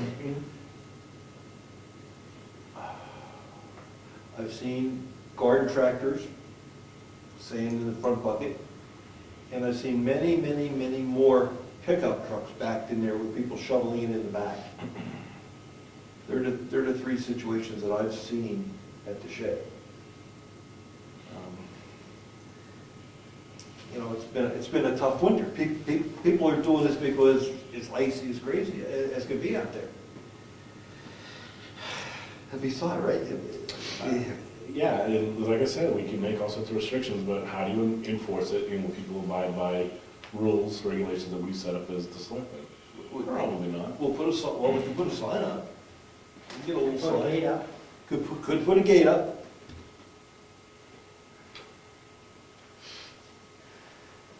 Karen? Can I make a suggestion? I mean, if people live here, they pay taxes. For a lot of years, the pile was back here, the sand pile. And that's where everybody operated from. Is there any reason the town couldn't put a pile of sand tarped and make that the dedicated pile for anybody that needs sand for their house? Mix a little salt in, and that's it, and then gate that, just so people don't wind up falling down and breaking their... Right, that's what I appreciate, it's a safety issue, and that's what I see most towns do, they make a small town pile for town usage. But will someone back up the pickup truck and scoop up the whole pile, leaving, Brian coming along with a 5-gallon pail, nothing. Well, If the pile's empty, then the week, the pile doesn't get refreshed. Keep on the pile. So, Wolfboro for years has got a little sign outside their pile, and I think it says, I'm not sure whether I believe it's 2, but it either says 2 5-gallon pail limit, or might say 3 5-gallon pail limit. There's another town, I think it's Ossipee does the same thing. And I had spoke to Rich when he asked me about this, about the cost, we were discussing cost, and I suggested there was Alton Home and Garden or Alton Home Center, and I thought it was $30 a yard. It's 30, they sell it for $35 a yard. That's the sand and salt mixture. Yep, you go down there with your 1 ton or whatever you want, pick up, and they will put 1, 2, 3 yards, whatever you want on your vehicle for $35 a yard. So that's some information there for you. There is another one, I haven't found out what I believe he's called the Dirt Doctor, and I have not found out what his price is, but he's advertising sand salt mixture for sale. And I had mentioned what Gary had mentioned, but my thought was, I don't know what we're gonna do this year, but next year we could take the old salt shed and could swing the door open, throw some sand in there, close it, and we could cut a people door in it, so you have to walk in with a pail, you can't back a truck in, you can't get a loader in there, but you could go in with a pail and get a pail of sand and come out. How easy would it be for you to fill it, though?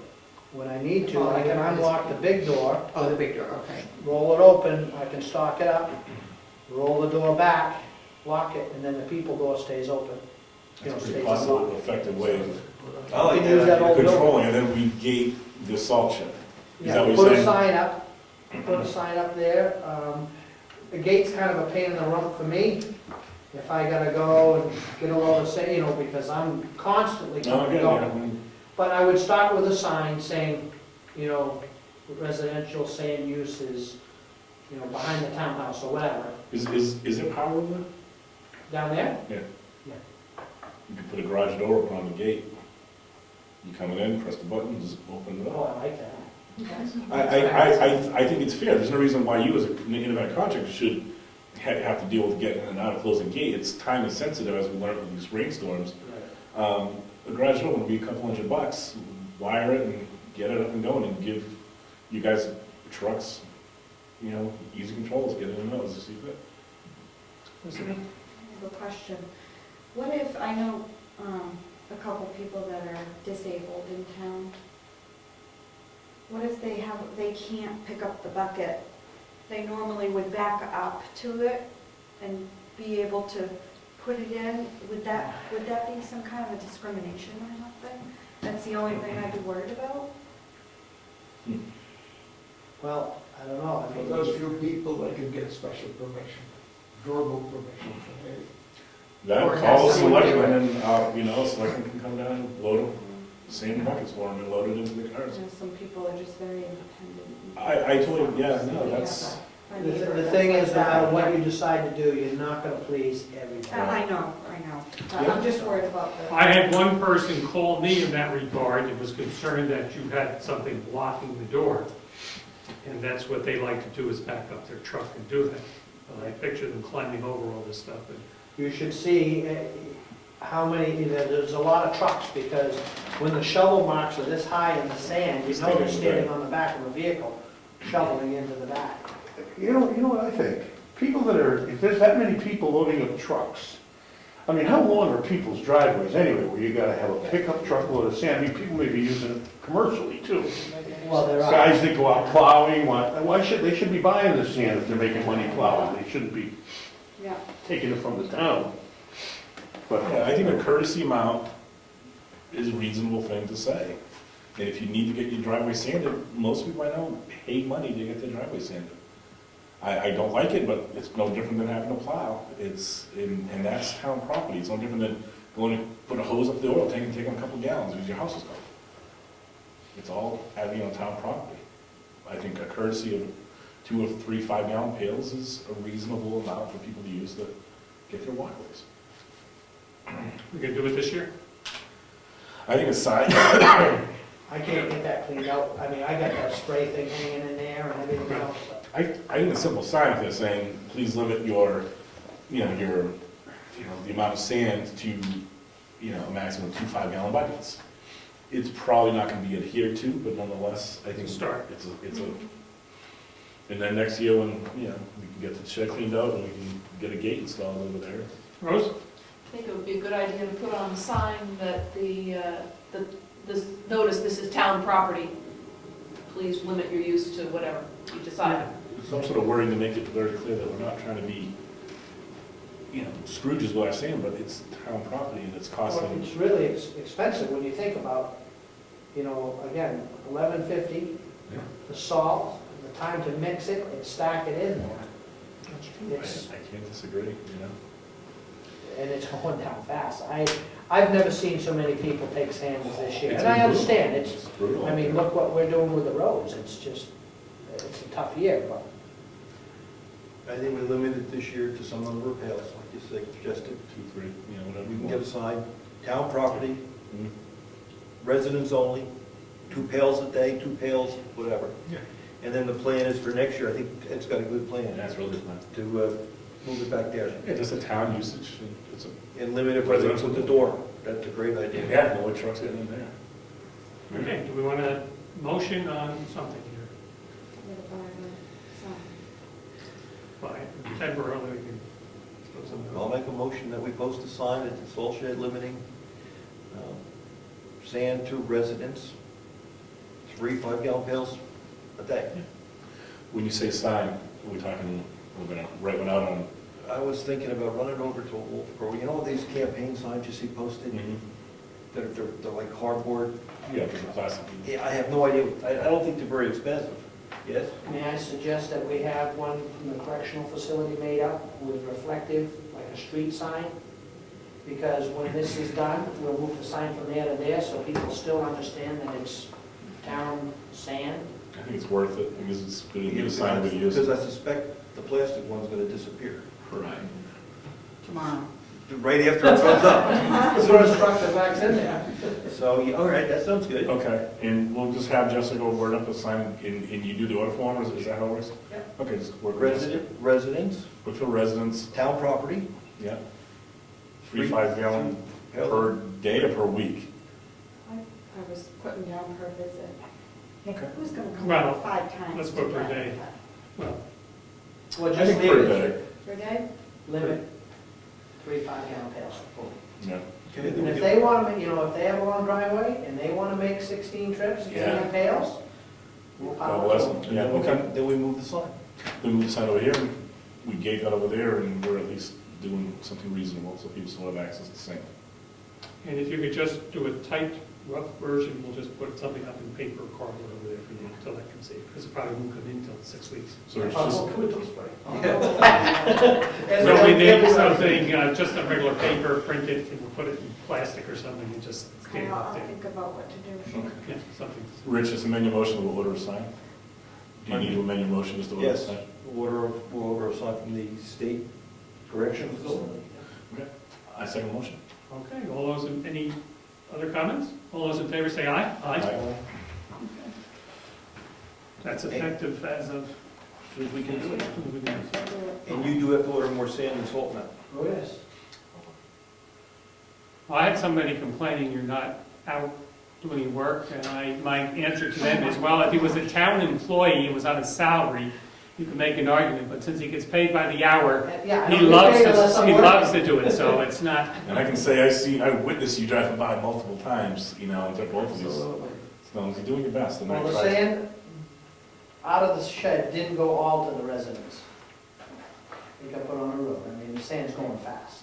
Oh, yeah. Oh, yeah, we don't think they take, No, I'm just, my statement wasn't being facetious. I mean, it was me that put it out. Oh, I saw it. Somehow it's gotta get out there, and it's not me from sitting down in the shed. you know what you should do, you racking should play like an ice cream truck sound. So we would know. Becomes a around. sandman. It's almost There you like the go. flashing lights would be enough, but You that's got the it. point. That's a good idea. System. Cheer everybody up. At 4 o'clock in the morning. Yeah, get all the kids up. And, all right. you can change the tune by the hour. So it's- Probably the kids are chasing. Any other business? I'm good. All right, that's, other than that, forgetting anything, we missed anything? Department. Can we look at this one? I'm sorry, I just passed it. Mr. Gary's, that's Gary. What's the Gary. firefighter one? You. Oh, thanks. That's to Todd Basin, Chief. Brookfield Fire I Department. want to see both. Then I got the maps, I want to look at both of those. and Oh, please do. we I want was to gonna talk ask you about to that do in that. private. I gotta make sure. No, I was gonna ask you, just see what's going on. I find It sounded, sounded. Gary wants to look It's at the guy who that. runs Oh, charity. he's working with Ron. Well, apples to the apples, pears and I understand, that's why I wanted to look at it and ask you. Is this the trash? Are you adjourned? Well, we're gonna wait, are we adjourned? Not officially, Oh, okay. we're about to. Can we? Was that something? Very good. Eddie, you need to be a better understanding. Okay, all set? I'm also understanding that. Sure. We're adjourned, right? We're adjourned. How are we gonna get Isn't it? that the same?